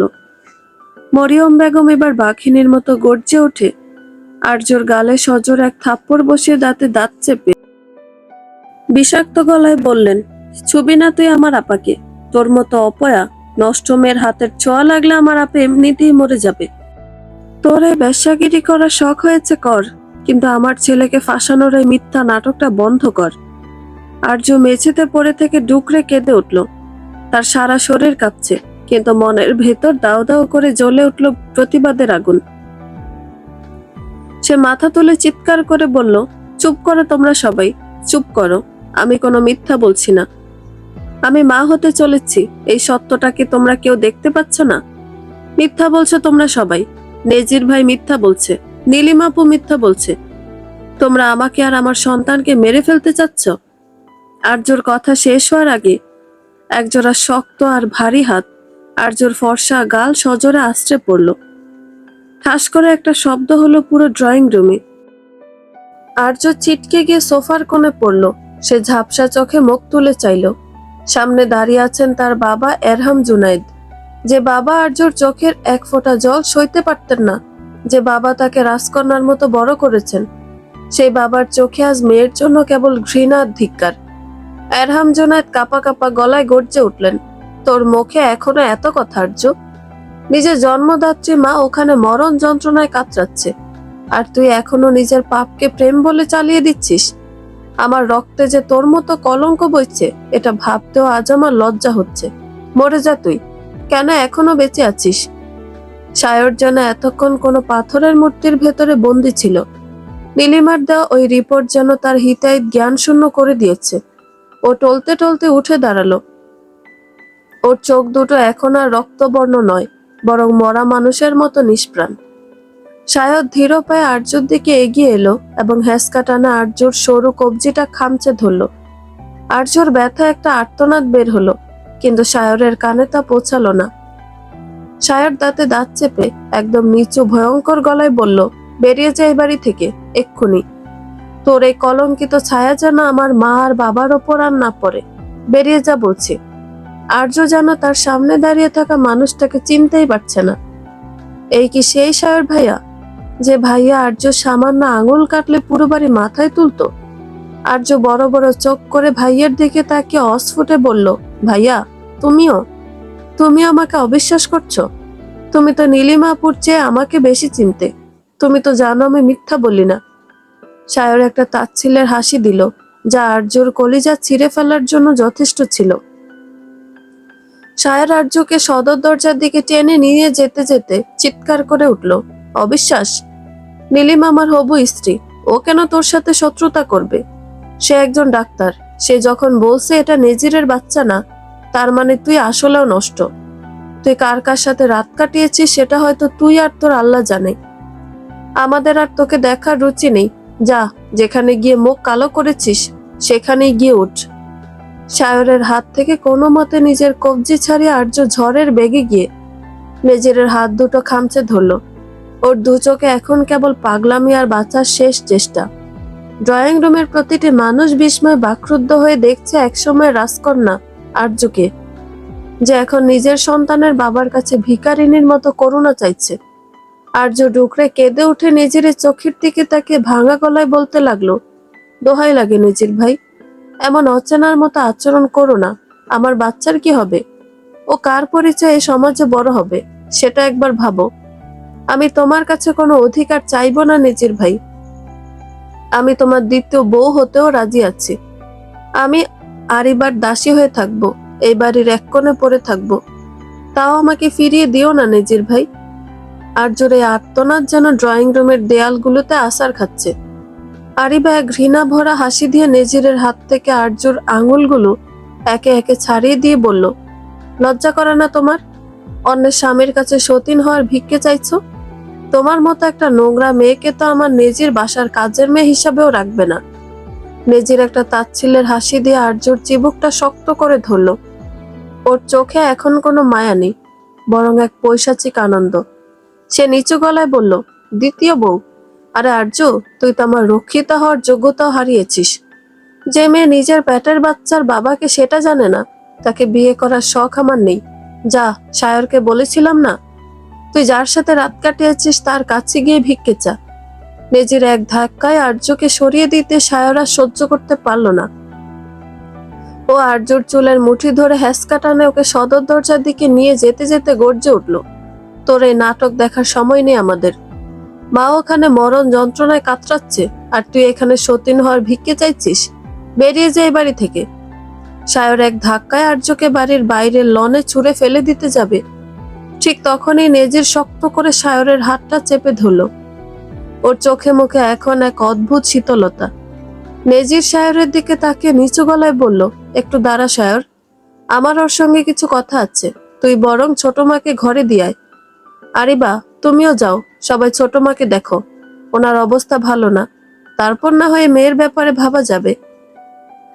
সায়র আর বাকিরা কোনো কথা না বলে নিথর রেহানা বেগমকে ধরাধরি করে ভেতরের ঘরে নিয়ে গেল। ড্রয়িং রুমে এখন শুধু দুজন। আর্য মেঝেতে বসে আশা ভরা চোখে নেজিরের দিকে তাকালো, ভাবলো হয়তো সবার আড়ালে নেজির ভাই এবার সত্যিটা বলবে। কিন্তু নেজিরের মুখ খুলতে আর্য সেই শেষ আশাটুকু ছাই হয়ে উড়ে গেল।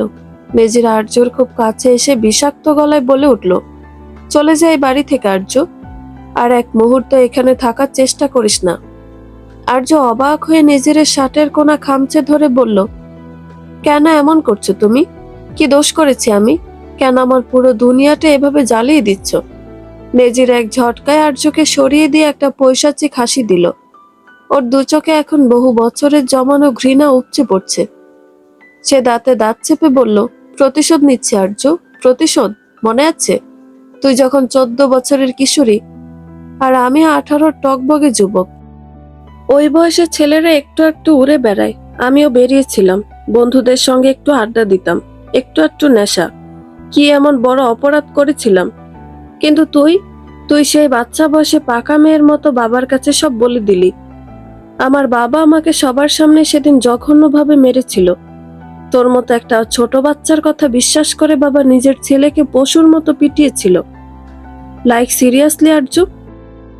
নেজির একটু থামলো, ওর গলার শিরাগুলো ফুলে উঠছে রাগে। তোর ওই একটা ভুলের জন্য বাবা আমার সব অধিকার কেড়ে নিয়ে তোর ভাইকে দিয়ে দিল, আর আমি বড় হওয়ার পরেও আমি নিজের বাড়িতে বাইরের লোকের মতো হয়ে গেলাম। বাবা আমাকে আর কোনো দিন বিশ্বাস করেনি। সেই দিন আমি কসম খেয়েছিলাম, তোর এই সাজানো বিশ্বাস, তোর এই রাজকীয় জীবন আমি একদিন নিজের হাতে তছনছ করব। আজ 4 বছর পর আমার সেই প্রতিশোধ পূর্ণ হলো আর্য। তুই আজ কলঙ্কিনী, আর আমি আজ সবার চোখে ফেরেস্তা। আর্য স্তব্ধ হয়ে নেজিরের কথাগুলো শুনছিল।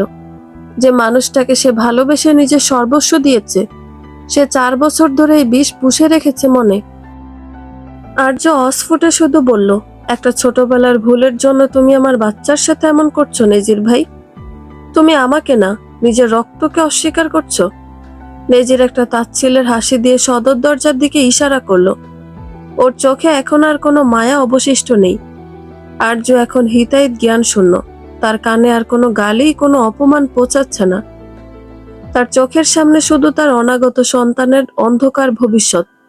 সে টলতে টলতে গিয়ে নেজিরের পা দুটো শক্ত করে খামচে ধরল। তার চোখের জলে নেজিরের পালিশ করা দামি জুতো ভিজে একাকার। আর্য ডুকরে কেঁদে উঠে বলতে লাগলো, দোহাই লাগে তোমার নিজের ভাই, আমাকে এভাবে নর্দমায় ছুড়ে দিও না। আমার বাচ্চার কি দোষ? ও কার পরিচয় বড় হবে? তুমি আমাকে যা বলবে আমি তাই করব। সারা জীবন তোমার জুতো পরিষ্কার করে দেব, তাও আমাকে তোমার বাচ্চার মা হিসেবে একটু ঠাঁই দাও। আমাকে মেনে নাও নিজের ভাই, দোহাই লাগে তোমার। আর জোরে আকাশ বাতাস কাঁপানো আর্তনাদ নেজিরের পাথরের মনে এক বিন্দু জলও ধরাতে পারল না। উল্টো ওর চোখে ফুটে উঠল এক পৈশাচিক বিজয় উল্লাস। সে আর্যর দিকে এক পলক ঘৃণা দৃষ্টিতে তাকালো। পরক্ষণে নেজি সজোর এক লাথি মেরে আর্যকে সরিয়ে দিল। আর্য ছিটকে গিয়ে মেঝেতে আছাড় খেয়ে পড়ল। পেটের কাছে হাত দিয়ে সে কুকড়ে গেল ব্যথায়। নেজির এসে বুটের আঘাত যেন সরাসরি তার মাতৃত্বের উপর গিয়ে লাগলো।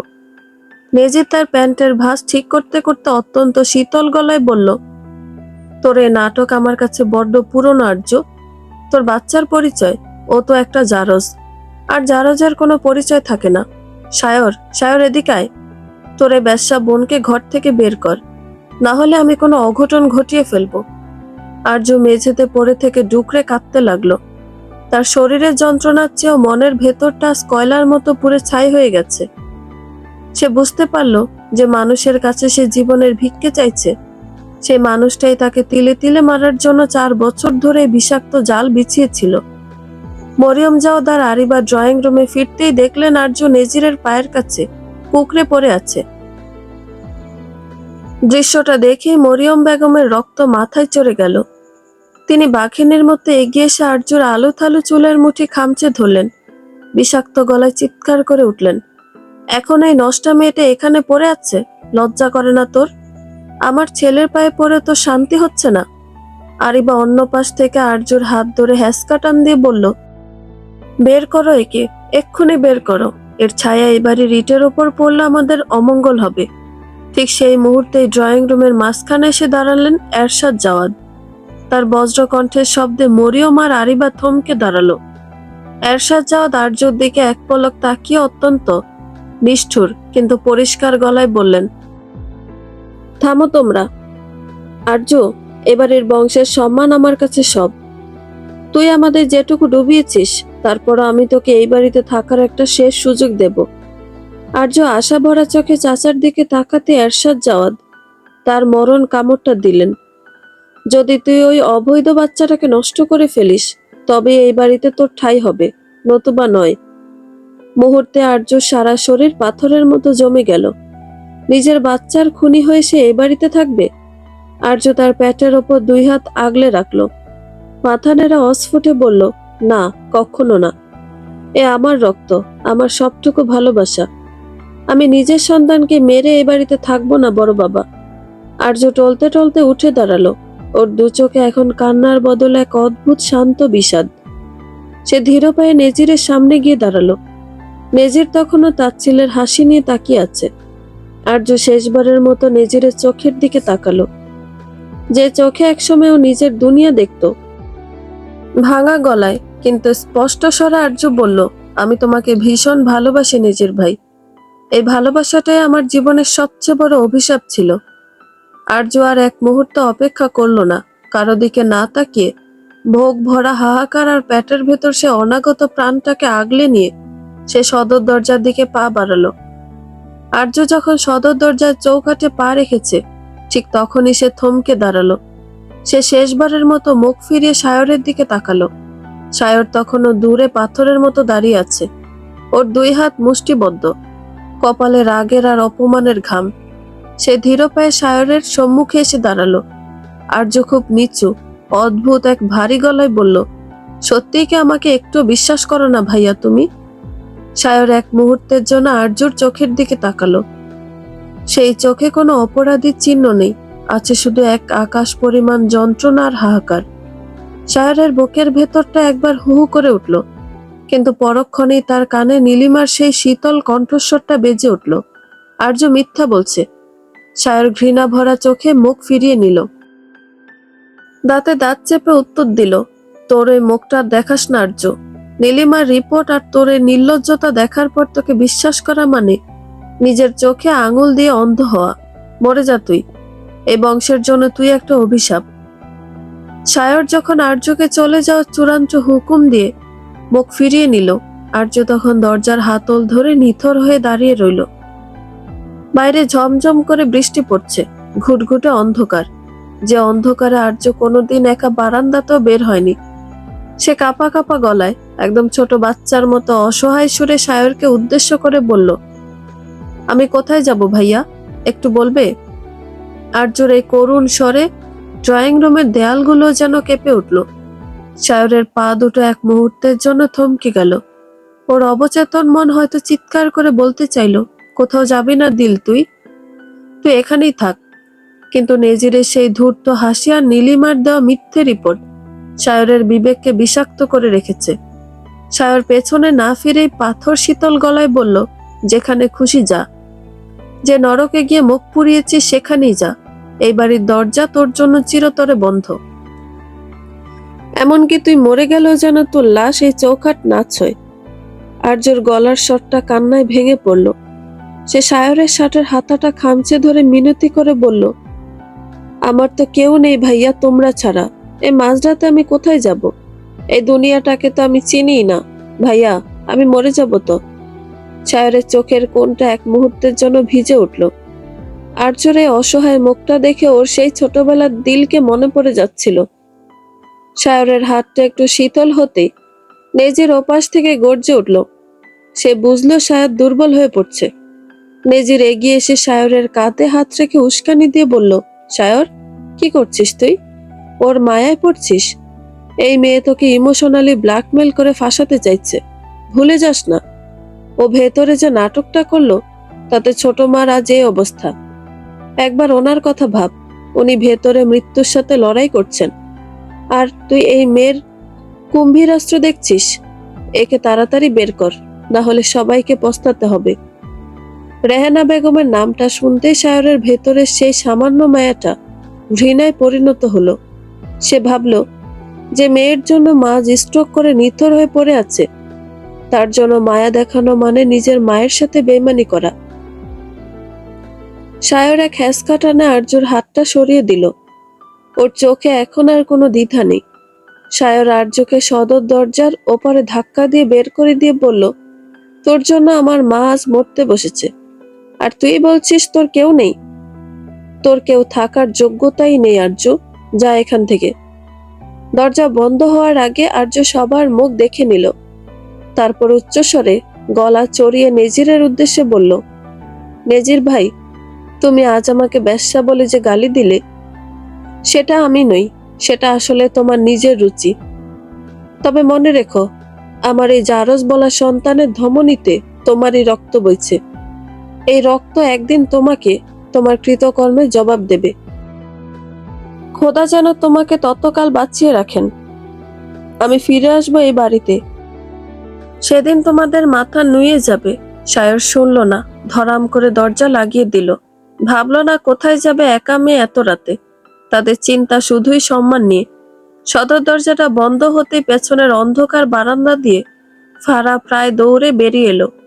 ওর চোখে জল টলমল করছে, বুকটা অনবরত ওঠানামা করছে মেয়েটার। ফারার মুখ দিয়ে কোনো শব্দ বের হচ্ছে না, কিন্তু ওর হাত দুটোর ব্যাকুলতা সব বলে দিচ্ছে।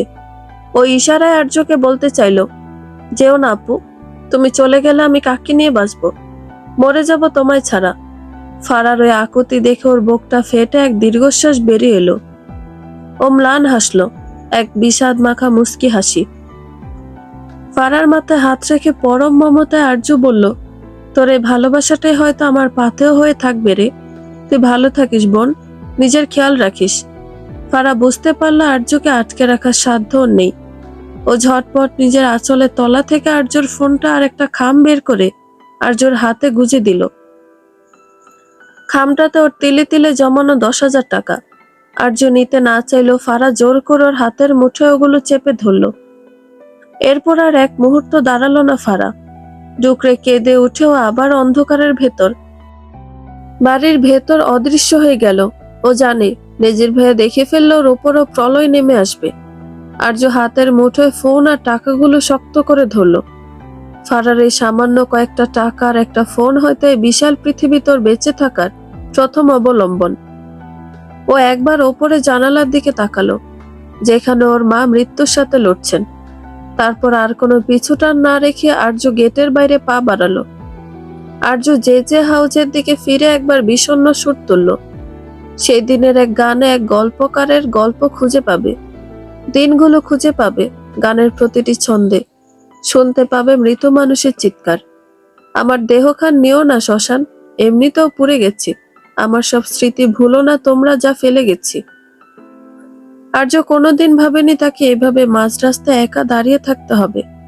ছোটবেলা থেকেই সে সবার আদরের ননির পুতুল। পুরো ঢাকা শহরে তার চেনা জগৎ বলতে ছিল ওই চার দেয়াল আর হাতে গোনা কজন মানুষ। ইন্ট্রোভার্ট হওয়ার কারণে বন্ধু বলতে কেউ নেই। তখনই মনে হলো তার প্রাণপ্রিয় বান্ধবী মাহিয়ার কথা। বন্ধু বলতে কেবল ওই মাহিয়াই আছে। কোনো উপায় না পেয়ে আর্য পাগলের মতো হাঁটতে শুরু করলো মাহিয়ার বাসার দিকে।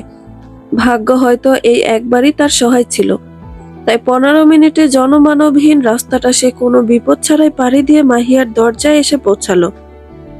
এত রাতে দরজায় করাঘাত করতে আর্যর হাত কাঁপছিল, কিন্তু মরণ কামড় তো তাকে দিতেই হবে।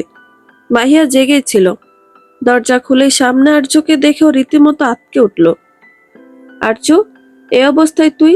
মাহিয়া কোনো প্রশ্ন না করে দ্রুত আর্যকে ভেতরে টেনে নিয়ে নিঃশব্দে দরজাটা লাগিয়ে দিল। ওর মা যাতে টেন না পান তাই পা টিপে টিপে আর্যকে নিজের ঘরে নিয়ে গিয়ে বিছানায় বসালো। আর্য তখন কাঁপছে, ঠান্ডায় নয়, অপমানে আর যন্ত্রণায়। মাহিয়া যখন তোয়ালে দিয়ে ওর মাথাটা মুছিয়ে দিচ্ছিল, আর্য তখন হু হু করে কেঁদে সবটা উগরে দিল। নেজিরের প্রতিশোধ, নীলিমার বেইমানি, ভাইয়ার অবিশ্বাস আর মায়ের স্ট্রোক, সব। আর্যর কথাগুলো যখন শেষ হলো, ঘর জুড়ে এক ভারী নিস্তব্ধতা নেমে এলো। আর্য আশা করেছিল মাহিয়া তাকে জড়িয়ে ধরবে, হয়তো বলবে, ভয় নেই রে, আমি আছি। কিন্তু না, আর্য তাকিয়ে দেখলো মাহিয়ার মুখের রং মুহূর্তেই বদলে গেছে। ওর সে নরম চাহনি এখন পাথরের মতো কঠিন। ও আর্যর মাথা মোছানো বন্ধ করে দিয়ে দুপা পিছিয়ে গেল। মাহিয়ার চোখে মুখে সহমর্মিতার বদলে এক অদ্ভুত আতঙ্ক আর বিরক্তি ফুটে উঠল। মাহিয়া ধীর গলায় বলল, তার মানে নেজির ভাই তোকে বের করে দিয়েছে? আর সায়র ভাইয়া তোকে আজীবনের জন্য ত্যায্য করেছে? তুই কি একবারও ভেবেছিস আর্য, এই অবস্থায় আমার এখানে এসে তুই আমাকে আর আমার মাকে কতটা বিপদে ফেললি? আর্য যেন নিজের কানকেও বিশ্বাস করতে পারছে না। এই বন্ধু নাকি তার জন্য জান দিত রাজি। ও মাহিয়ার চোখের দিকে তাকিয়ে রইল। সেখানে কোনো মমতা নেই, বরং আছে ধরা পড়ে যাওয়ার এক অদ্ভুত আতঙ্ক। আর্য অস্ফুটে বলল, মাহি, তুইও কি আমাকে বিশ্বাস করছিস না? এই রাতে আমি কোথায় যাব? মাহিয়া জানলার পর্দাটা একটু সরিয়ে বাইরের অন্ধকারের দিকে তাকালো। ওর চল শক্ত হয়ে গেছে। ও আর্যর দিকে না তাকিয়ে হিসিয়ে বলে উঠল, তোর বিশ্বাসে নিকুচি করি আর্য। তুই জানিস না নেজির ভাই কি জিনিস? ও যদি জানতে পারে তুই আমার এখানে আশ্রয় নিয়েছিস, তবে ও আমার আর আমার মায়ের জীবন বিষিয়ে দেবে। মা ওঠার আগে তুই এই ঘর থেকে বেরিয়ে যা, প্লিজ। আমাকে আর বিপদে ফেলিস না। আর্যর ভেতরটা এক লহমায় পাথর হয়ে গেল। ও বুঝলো এই পৃথিবীতে নিঃস্ব কথাটার আসল মানে কি। ফারার দেওয়া ফোন আর টাকাগুলো ও শক্ত করে ধরলো।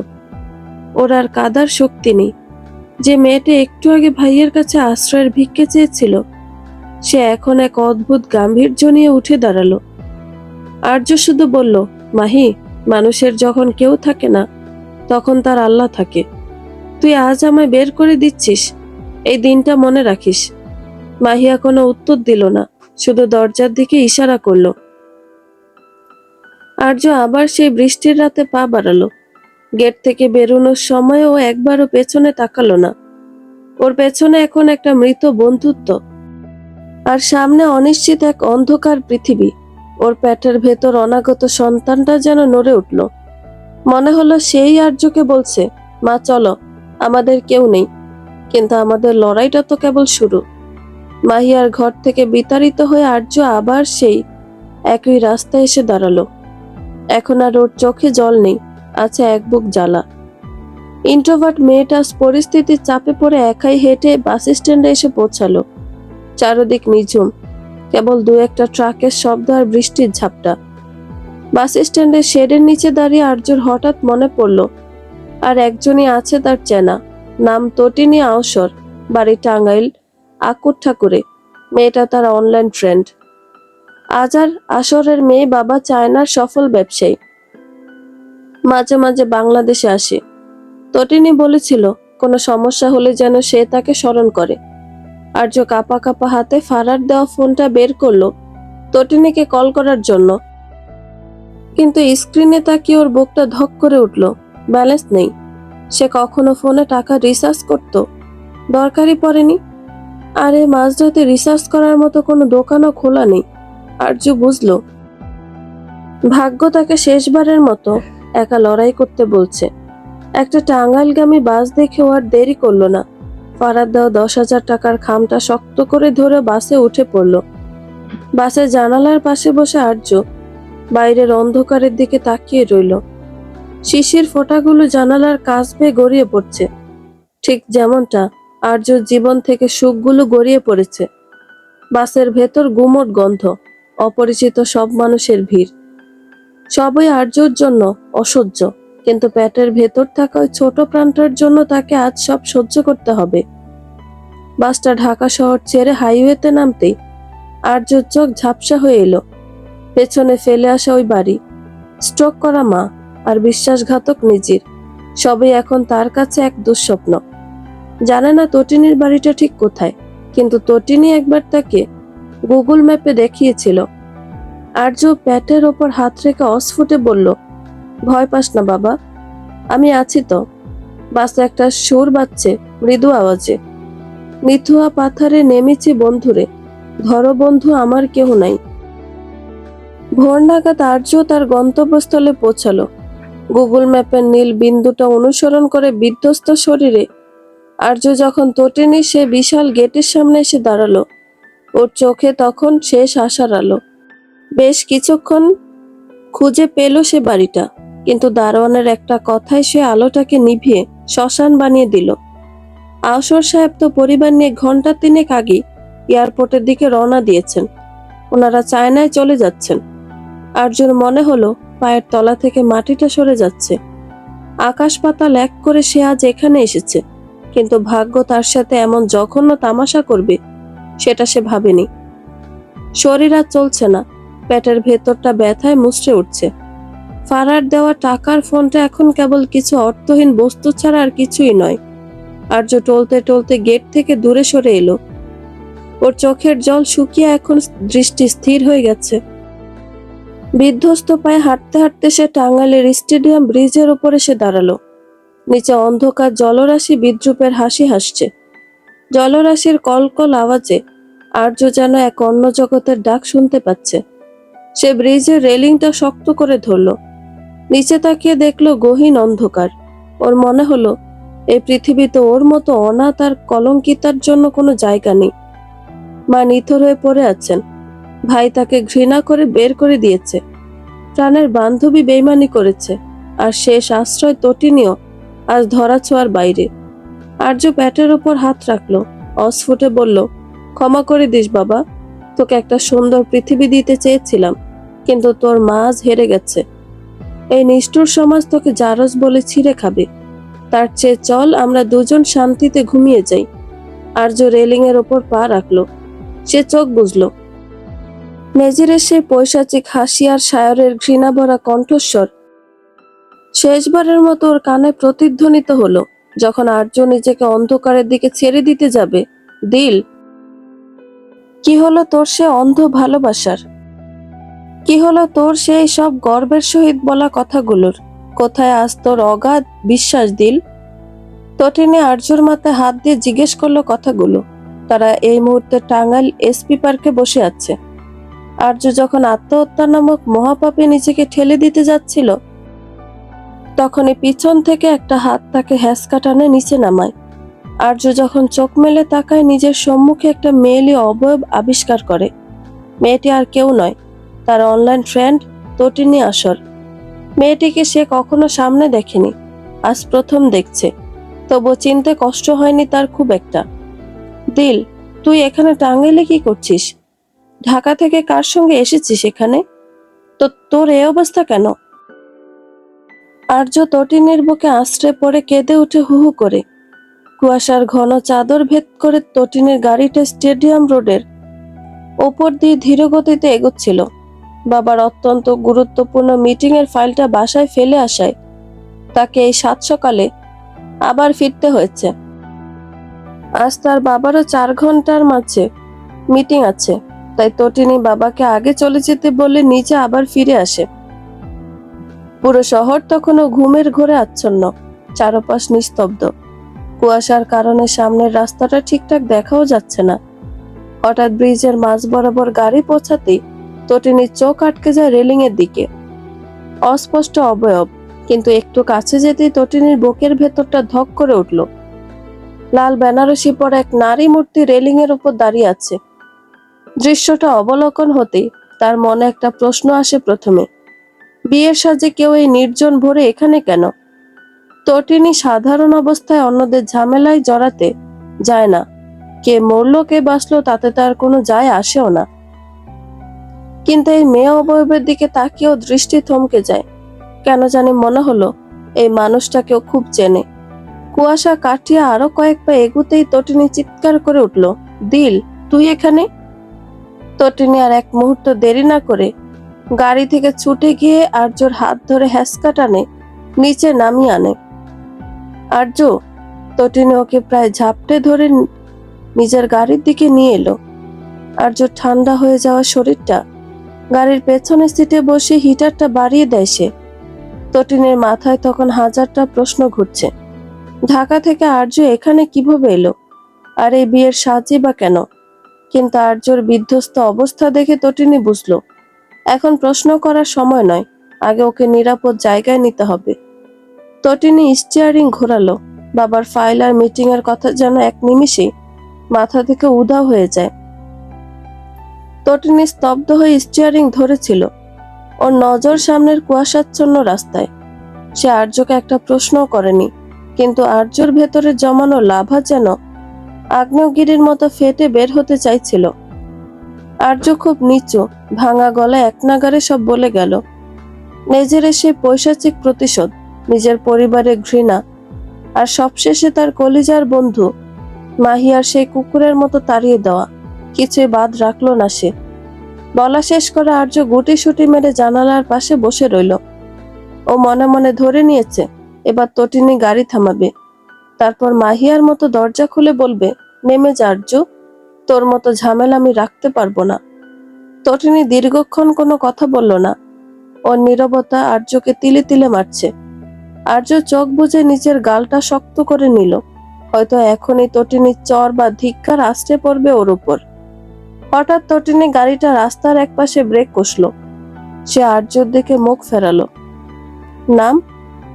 আর্য জানতো এমনই হবে, সবাই মুখেই বলতে পারে, কিন্তু দুঃসময়ে কেউই কাজে লাগে না।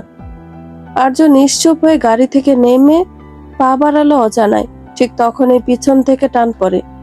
আর্য অবাক হয়ে পিছনে তাকাতেই দেখে তটিনী তার হাত চেপে ধরে আছে। এই ছাগল, কোথায় যাচ্ছিস? আমার সঙ্গে আয়। দেখে তো মনে হয় না সারা রাতে কিছু খেয়েছিস। বাসায় বুয়া নেই, আর আমি তো ম্যাগি ছাড়া কিছুই বানাতে পারি না। তেমন কোনো রেস্টুরেন্টও চিনি না, কিন্তু এই পার্কে আমি বেশ কয়েকবার এসেছি। এটা সবসময় খোলা থাকে। চল আগে খাবি, এখানে অনেক স্টল আছে, তারপর তো সব কথা শুনবো আমি। বর্তমানে তটিনের কথা শুনে আরজুর চোখ দিয়ে অঝরে ঝরছে বাড়িধারা। তটিনী ভুল কিছু বলেনি, সে সবসময় গর্ব করত নিজেরকে নিয়ে। একদিন তটিনী বলেছিল অধিক ভক্তি চোরের লক্ষণ, কিন্তু বোকা আরজু সেদিন তটিনীর কথার প্রতিবাদে কতই না রাগারাগি করেছে তার সঙ্গে। না সে আমার হলো, না আমি তার। একটা স্বপ্ন বুনেছিলাম, সেটা ভেঙে দিল। হাহাকার মেশানো গলায় আরজু শুধু একটাই আক্ষেপ করলো, জানিস, ভাগ্যের থেকেও বেশি বিশ্বাস করেছিলাম আমি তাকে। ভাগ্য যেমন তেমনি থেকে গেল, কিন্তু সে বদলে গেল। আরজু কান্না জড়িত কণ্ঠে বলল, আমি কি ভালোবেসে ভুল করেছিলাম? বল তটি, ভালোবাসা কি ভুল? তটিনী আরজুর মাথায় হাত দিয়ে বলল, না দিল, ভালোবাসা ভুল নয়। তুই যাকে ভালোবেসেছিস সেই মানুষটা ভুল। আমার বাচ্চাটার কি হবে? ওর তো কোনো পরিচয় থাকলো না, আমারও তো কোনো আশ্রয় থাকলো না। মৃত্যু ছাড়া তো আমার কোনো রাস্তা খোলা নেই তোটি। কথাটা শেষ হতে আর্যর গালে সজোরে থাপ্পড় পড়ল। আর্য অবাক দৃষ্টিতে তাকায় তটিনীর দিকে। পাগল হয়েছিস? হ্যাঁ, তুই পাপ করেছিস, কিন্তু আবারও পাপের রাস্তায় বেছে নিতে চাইছিস? মাথা খারাপ হয়ে গেছে তোর? আর কে বলেছে তোর আশ্রয় নেই? আমি আছি না?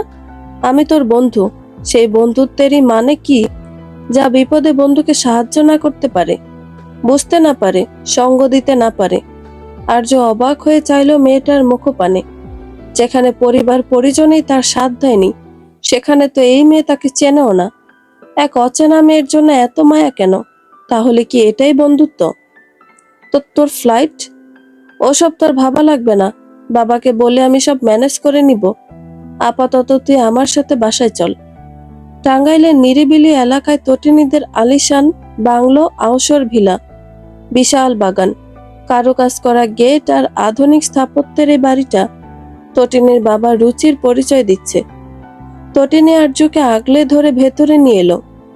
পুরো বাড়িতে কেউ নেই। তটিনী সরাসরি আর্যকে দোতলার নিজের ঘরে নিয়ে গেল। ঘরটা তটিনীর মতোই ছিমছাম আর দামি আসবাবে সাজানো। তটিনী আর্যকে বিছানায় বসিয়ে আলমারি থেকে নিজের একটা আরামদায়ক সুতি সালোয়ার কামিজ আর টাওয়াল বের করে আর্যর হাতে দিল। আর্যর বিধ্বস্ত অবস্থার দিকে তাকিয়ে খুব নিচু স্বরে বলল, দিল, এই নে জামা কাপড়। তুই আগে বাথরুমে গিয়ে ভালো করে ফ্রেশ হয়ে নে।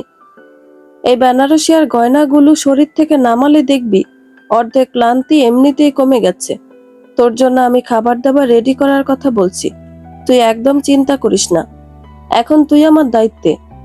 আর্য অবাক হয়ে কাপড়ের দিকে তাকিয়ে রইল। মাত্র কয়েক ঘন্টা আগেও সে ভাবছিল এই শীতের রাতে সে হয়তো শেষ হয়ে যাবে, অথচ এখন এই মেয়েটা, যার সঙ্গে পূর্বে কখনো দেখা হয়নি, শুধু ফোনের মাধ্যমে বন্ধুত্বের কথা হয়েছে, সেই কিনা তার শেষ আশ্রয় হলো।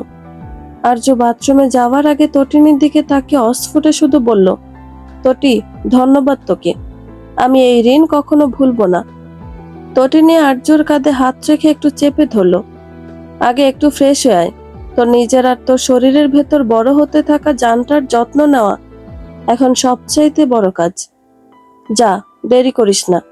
আর্য বাথরুমের দিকে পা বাড়ালো আর তটিনী ফোন হাতে বেরিয়ে গেল। ফোন দিয়ে বাবাকে সব জানাতেই মিস্টার আওসর তটিনীকে আর্যকে নিয়েই চায়নায় চলে আসার বুদ্ধি দিলেন। বাবার কথা শুনে তটিনী মহা খুশি। ফোন রেখে খাবারের ব্যবস্থা করার জন্য নিচে চলে যায়। আর্য ফ্রেশ হয়ে বাইরে আসতেই চোখ চড়ক গাছ, টি টেবিলে থরে থরে ফল মূল আর স্ন্যাক্স সাজানো। তটিনী আর্যর দিকে তাকিয়ে বলল, নে, সব খেয়ে নে। এ মা, আমি এত খেতে পারবো না, পার্কেই তো খাওয়ালি, থাপড়িয়ে গাল লাল করে দিব। বেয়াদব, খেয়ে নে বলছি। আচ্ছা আচ্ছা। খাওয়ার মাঝে আর্য তটিনীর দিকে তাকিয়ে জিজ্ঞেস সুরে বলল, চায়না যাওয়ার কি হবে? ওটা তো যাবই। আচ্ছা, একটা কথা বল, তোর পাসপোর্ট কোথায় আছে? বাড়িতে। তোর কাছে ফারার কোনো কন্ট্যাক্ট নাম্বার আছে? আছে। ওকে টেক্সট দে। তোর পাসপোর্ট সহ যাবতীয় যা লাগবে আমরা ওই বাড়ি থেকে নিয়ে আসবো।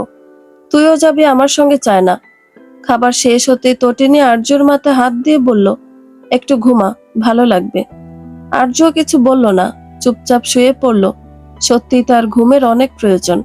কাল থেকে কম ধকল তো যায়নি তার উপর। দিল, তুই কি আমাকে ভালোবাসিস না? নেজিরের কথা আর্য দিশেহারা হয়ে পড়ে। সে আর্য জুনায়েদ খান দিল, জুনায়েদ বংশের একমাত্র মেয়ে। যখন থেকে ভালোবাসা বুঝেছে, তখন থেকে নেজির জাওয়াত খান, অর্থাৎ তার আপন চাচাতো ভাইকে ভালোবেসেছে। প্রথম প্রথম নেজির আর্যর দিকে খেয়াল দিত না, কিন্তু আর্য যখন ক্লাস 10-এ উঠে, তখন থেকে নেজিরেরও ভাবভঙ্গি বদলে যায়। সে আর্যর থেকে বেশি বড় না, 4 বছরেরই বয়সের তফাৎ।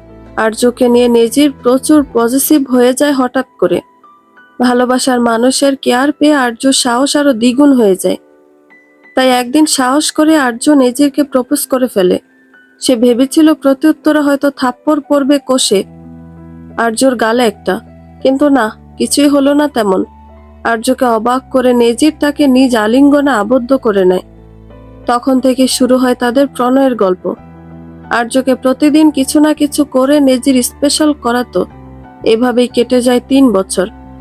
এবছর আর্য অ্যাডমিশন পরীক্ষায় পাশ করে জগন্নাথ বিশ্ববিদ্যালয়ে ক বিভাগে চান্স পায়। এরপর থেকে নেজির তাকে সবসময় বলতো তারা খুব শীঘ্রই বাসায় সব বলে বিয়ে করে নিবে। এরই মাঝে একদিন বাড়ির সবাই গ্রামে যায় এক আত্মীয়র বিয়ে খেতে, কিন্তু ক্লাস টেস্ট থাকায় আর্য যেতে পারেনি, সাথে নেজিরও থেকে যায়। সেই রাতে ভীষণ বৃষ্টি, তাই পরিবারের কেউই বাড়ি ফিরতে পারছিল না। সেই রাতেই নেজির এক ভয়ঙ্কর আবদার করে বসে আর্যর নিকট। আর্য প্রত্যাখ্যান করতে চায়, তখনই শুরু হয় ইমোশনাল ব্ল্যাকমেল। আর্য কাঁপা কাঁপা গলায় বলে, নেজির ভাই, দোহাই তোমার, বিয়ের আগে এসব ঠিক না, আমরা তো বিয়ে করবই, একটু ধৈর্য ধরো। নেজির তাচ্ছিল্যের হাসি দিয়ে আর্যর চিবুকটা শক্ত করে ধরে। ধৈর্য? 4 বছর ধরে ধৈর্য ধরছি দিল। আজ যদি তুই আমাকে ফিরিয়ে দিস, তবে বুঝবো তুইও বাবার মতো আমাকে অবিশ্বাস করিস, বিশ্বাস করিস না। আমি তো তোকেই বিয়ে করব, বল দিল। কিন্তু তোর ফিরিয়ে দেওয়ায় আমার মনে হবে তুই আমাকে বাবার মতো বিশ্বাসের যোগ্য ভাবিস না। আর এই ভাবনা নিয়ে আমি থাকতে পারবো না। আমি কালই এই বাড়ি ছেড়ে চিরতরে চলে যাব। সরল আর্য সেদিন ভয় পেয়ে যায়। নিজেরকে হারানোর ভয় তাকে অন্ধ করে দেয়। সে বুঝতে পারেনি যে মানুষটা ভালোবাসার দোহাই দিয়ে তার সর্বস্ব চাইছে, সে আসলে ভালোবাসার নামে এক পৈশাচিক প্রতিশোধের জাল বিছিয়ে রেখেছে। সেই বৃষ্টির রাতে নেজিরের সেই ভয়ঙ্কর আবদারটাই আজ আর্যকে এই নিঃস্ব অবস্থায় দাঁড় করিয়ে দিবে। সেই রাতে আর্য তার সবটুকু বিশ্বাস তুলে দিয়েছিল যে মানুষটার হাতে, সেই মানুষটাই আজ তাকে নষ্ট বলে নর্দমায় ছুঁড়ে ফেলেছে। আর্য চোখের কোণ বেয়ে তপ্ত অশ্রু গড়িয়ে পড়ল অতীতের কথা ভেবে। চোখ মেলে চারিপাশে পর্যবেক্ষণ করে বুঝলো রাত হয়ে গেছে। ক্লান্তিতে কতক্ষণ ঘুমিয়েছে তার ঠিক নেই কোনো। তটিনী খাবার অর্ডার করে ঘরেই নিয়ে আসে। দিল, ডিনার করে নে।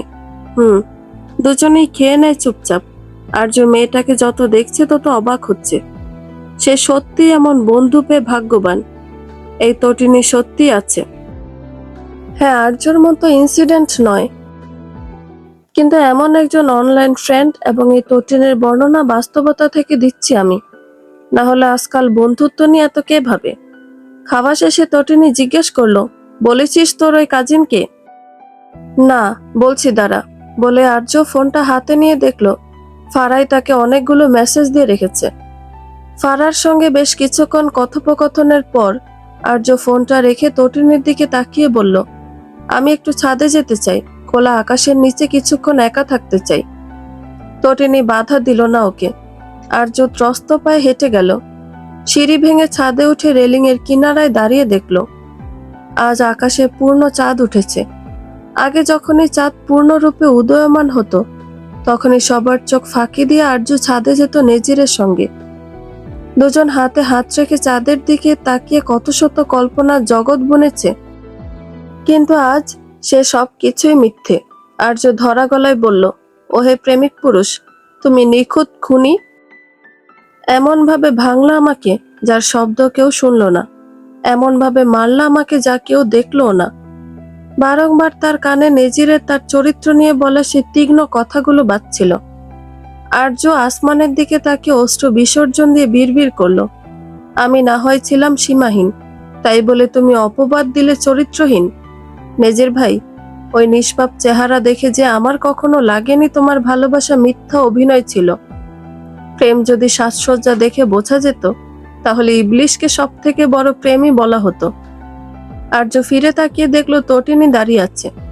তটিনী রেলিং এর পাশে দাঁড়িয়ে আকাশ পানে চেয়ে বলল, রূপ দেখে ভিতর বোঝা যায় না, তাই তো প্রবাদে বলে, যা চোখে দেখা যায় তা সবসময় সত্য হয় না দিল। আর্য পেটে হাত রেখে নিজের ভিতর বড় হওয়া প্রাণটার কথা ভেবে বলল, আমি দূরে চলে যাব নেজির ভাই, তোমার শহর থেকে দূরে চলে যাব, কিন্তু ফিরে আসার জন্য যাব। আমি ফিরে আসব তোমার ধ্বংসের অস্ত্র নিয়ে। আমার সন্তানকে আমি আমার পরিচয় বড় করব, না ওই জাওয়াত বংশের পরিচয়, আর না জুনায়েদ বংশের পরিচয়। ও বড় হবে আর্য বিন দিলের পরিচয়। আমি তোর পাশে সবসময় আছি দিল, আর ভবিষ্যতেও থাকবো। তুই থাকবি তো আমার সঙ্গে? গেলে তুইও যাবি, আমি তোকে কখনো ছাড়বো না রে তটি। তটিনী হাসলো তৃপ্তির সহিত। এই জন্য তো দিল তার জন্য এত দামি। এই বেইমানির যুগেও মেয়েটা বন্ধুত্বকে মানে এত, তাই তো সে তার জন্য সব করতে পারবে। সময় বহমান স্রোতের ন্যায় বয়ে চলা আপন গতিতে, কারোর জন্য তার কাটা থমকায় না। সেদিনের পর বিষণ্ণতায় পার হয়ে গেছে আরো 1 সপ্তাহ। আজ আর্য আর তটিনীর রাতের ফ্লাইট। আর্য যাওয়ার আগে সব ডকুমেন্টস নিয়ে আসবে জে হাউস থেকে। ফারা সবার থেকে লুকিয়ে সব ব্যবস্থা করেছে। শেষবারের মতো আর্য বেঈমানদের মুখগুলো দেখবে। নিজের জীবনের নতুন অধ্যায়ে সে এই মানুষগুলোর ছায়াও মারাবে না। প্রায় কয়েক ঘন্টা জার্নির পর আর্যদের গাড়ি এসে থামে জে হাউসের সামনে। পুরো বাড়ি সাজানো, হয়তো কোনো অনুষ্ঠান হচ্ছে। আর্য মুখে মাস্ক পরে, মাথায় ক্যাপ এবং কালো চশমা লাগিয়ে ভিতরে যাওয়ার উদ্দেশ্যে পা বাড়ালো। পিছনের দরজা দিয়ে ভিতরে প্রবেশ করেই তার হৃদস্পন্দন গতি হারায়। বাগানের এক কোণে মঞ্চ সাজানো হয়েছে, সকলের মুখে হাসির রেশম খেলা করছে। আর্যর চোখ স্থির হয়ে যায় মঞ্চে বসে থাকা 2 নরনারীর উপর। নেজির আর আরিবার বিয়ে পড়ানো হচ্ছে। আর্যর জন্য এই দৃশ্য মৃত্যুসম যন্ত্রণাদায়ক। বুক চেপে ধরে পড়ে যেতে নিলে পিছনে থেকে ফারা ধরে ফেলল। মেয়েটা দূর থেকে চিনে গেছে তাকে। আর্য আরো দেখলো তার জন্মদাত্রী মাকে। রেহেনা বেগমের মুখেও হাসি, আর কিছু দেখতে পারল না। এই বাড়িতে তার কোনো মূল্যই নেই। আর্য ফারার হাত থেকে ব্যাগটা নিল, কিন্তু ওর দৃষ্টি আটকে রইল ওই মঞ্চে। তার দৃষ্টি খুঁজলো একবার ভাইকে, কিন্তু তার দেখা পেল না। নেজির এখন আরিবার হাতে হাত রেখে কবুল বলছে, যে হাতটা একদিন আর্যকে আগলে রাখার কসম খেয়েছিল। আজ সেই হাতটাই অন্য কাউকে আপন করে নিচ্ছে। আর্য আর এক মুহূর্ত সেখানে দাঁড়ালো না। ফারাকে শেষবারের মতো জড়িয়ে ধরে, এই মানুষটাই আছে তার আপন। ধীর পায়ে পেছনের দরজা দিয়ে বেরিয়ে এলো। গাড়িতে তটিনী আগে থেকে অপেক্ষা করছিল। আর্যকে ফিরে আসতে দেখে ও গাড়ির দরজা খুলে দিল। আর্যর চোখে এখন আর পানি নেই, আছে এক জমাটবদ্ধ বরফের মতো শীতলতা। গাড়ি স্টার্ট দিল তটিনী আর্য বসতেই। আর্য জানালার বাইরে চেয়ে রইল, তার মনে বিষণ্ণ এক সুর হানা দিচ্ছে। নাকি কাঁদিয়ে আমাকে সেই চোখের জলে ভেজো, তৃষ্ণার্থ হৃদয়ে শুধুই আমি মরিচিকার মতো। তবে তাই যদি হয়, করি না কো ভয়, জানি আধার রাত ঘনিয়ে হবে সূর্যোদয়। আমি ভেবেই নিলাম তুমি সেই লাল গোলাপ, যাকে নিরন্তন পাহারা দেয় এক কাটার গোলাপ। তটিনী আর্যর বিষণ্ণ মুখাবয়বের দিকে চেয়ে বলল, কষ্ট হচ্ছে? আর্য তটিনীর দিকে তাকিয়ে পরিষ্কার গলায় বলল, তটি, আজ আমি শুধু এই বাড়ি থেকে বের হইনি, আমার বুক থেকে নেজির নামক ওই বিষাক্ত অধ্যায়টাকে উপড়ে ফেলে দিয়েছে। আমি ফিরে আসবো তটি, তবে আর্য জুনায়েদ খান হয়ে নয়। আমি আসব আর্য বিন দিলের মা হয়ে। সেদিন এই সাজানো উৎসবের রং আমি ফিকে করে দেব। তটিনী আর্যর হাতটা শক্ত করে ধরল। তোর এই জেটটাই তোকে বাঁচিয়ে রাখবে দিল। এখন চল, এয়ারপোর্টের সময় হয়ে গেছে। আমাদের নতুন আকাশ আমাদের ডাকছে। প্রায় 1 মাস কেটে গেছে ওই দিনের পর। সময়ের স্রোত বয়ে চলেছে নিজ গতিতে। সাংহাইয়ের ব্যস্ত জীবন আর আধুনিকতার ভিড়ে আর্য নিজেকে নতুন করে খুঁজে পাওয়ার লড়াই শুরু করেছে। মিস্টার আসরের ব্যক্তিগত প্রচেষ্টায় আর্য চীনের অন্যতম নামকরা সাংহাই জিয়াও তং ইউনিভার্সিটিতে ইন্টেরিয়র আর্কিটেকচার অ্যান্ড ডিজাইন বিভাগে ভর্তি হওয়ার সুযোগ পেয়েছে। মিস্টার আসর আর্যকে বলেছিলেন, মা আর্য, মানুষের পরিচয় তার কাজ আর শিক্ষায়। তুমি যা হারিয়েছ তা ফিরে পাবে না, কিন্তু যা অর্জন করবে তা কেউ কেড়ে নিতে পারবে না। ইউনিভার্সিটির বিশাল ক্যাম্পাস, আধুনিক লাইব্রেরি আর নতুন পরিবেশ আর্যর বিষণ্ণতা অনেকটা কমিয়ে দিয়েছে। যদিও ভাষা বুঝতে শুরুতে একটু কষ্ট হতো, কিন্তু তটিনী ওকে সবসময় গাইড করছে। আর্য এখন সকালে ক্লাসে যায়, আর বিকেলে তটিনীর সাথে ওদের বাড়ির লাইব্রেরিতে বসে নিজের অ্যাসাইনমেন্ট শেষ করে। আর্য পড়ালেখার পাশাপাশি বাড়ির সব কাজ শিখেছে সে তটিনীর মা মিসেস আসরের নিকটে। তারা তাকে তটিনীর মতোই ভালোবাসে। প্রতিদিনের মতো আজকেও ভার্সিটির ক্লাস শেষে আর্য যখন ডুপ্লেক্সের ড্রয়িং রুমে পা রাখলো, দেখলো পরিবেশটা অস্বাভাবিক থমথমে। সোফায় মিস্টার আসর আর মিসেস আসর পাথরের মতো বসে আছেন। পাশে তটিনী, ওর চিবুকটা হাতের ওপর রেখে গম্ভীর মুখে কি যেন ভাবছে। আর্যর বুকে ধুকপুকানি মুহূর্তেই বেড়ে গেল। তটিনী কোনোদিন এভাবে বসে থাকে না। আর্যকে দেখেই তটিনী কঠোর গলায় বলল, তোর সাথে কথা আছে দিল, জরুরি, এগিয়ে আয়। আর্য ধীর পায়ে সোফার এক কোণে বসলো।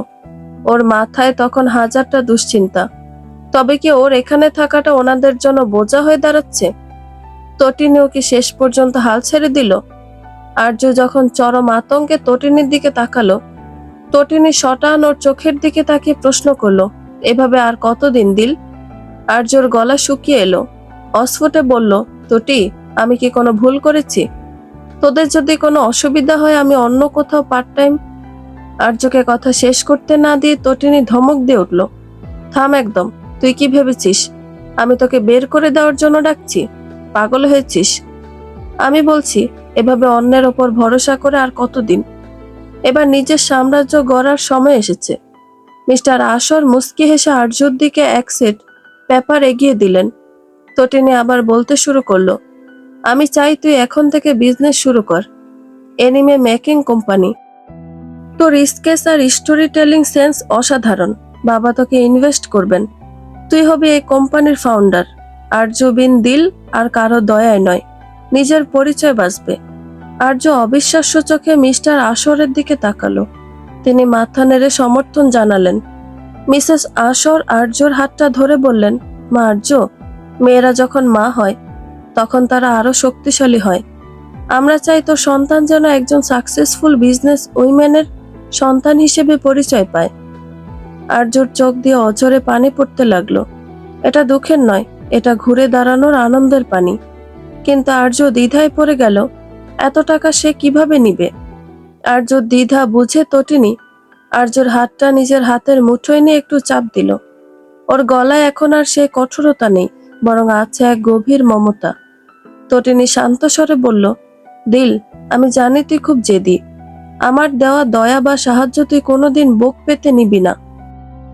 কিন্তু বাবা তোকে একটা সত্য কথা সাজেস্ট করেছেন, তুই যত সাকসেস হবি কন্ট্রাক্ট পেপারের মোতাবেক সব টাকা আমাদের শোধ করে দিবি, এটাও পেপারে উল্লেখ থাকবে।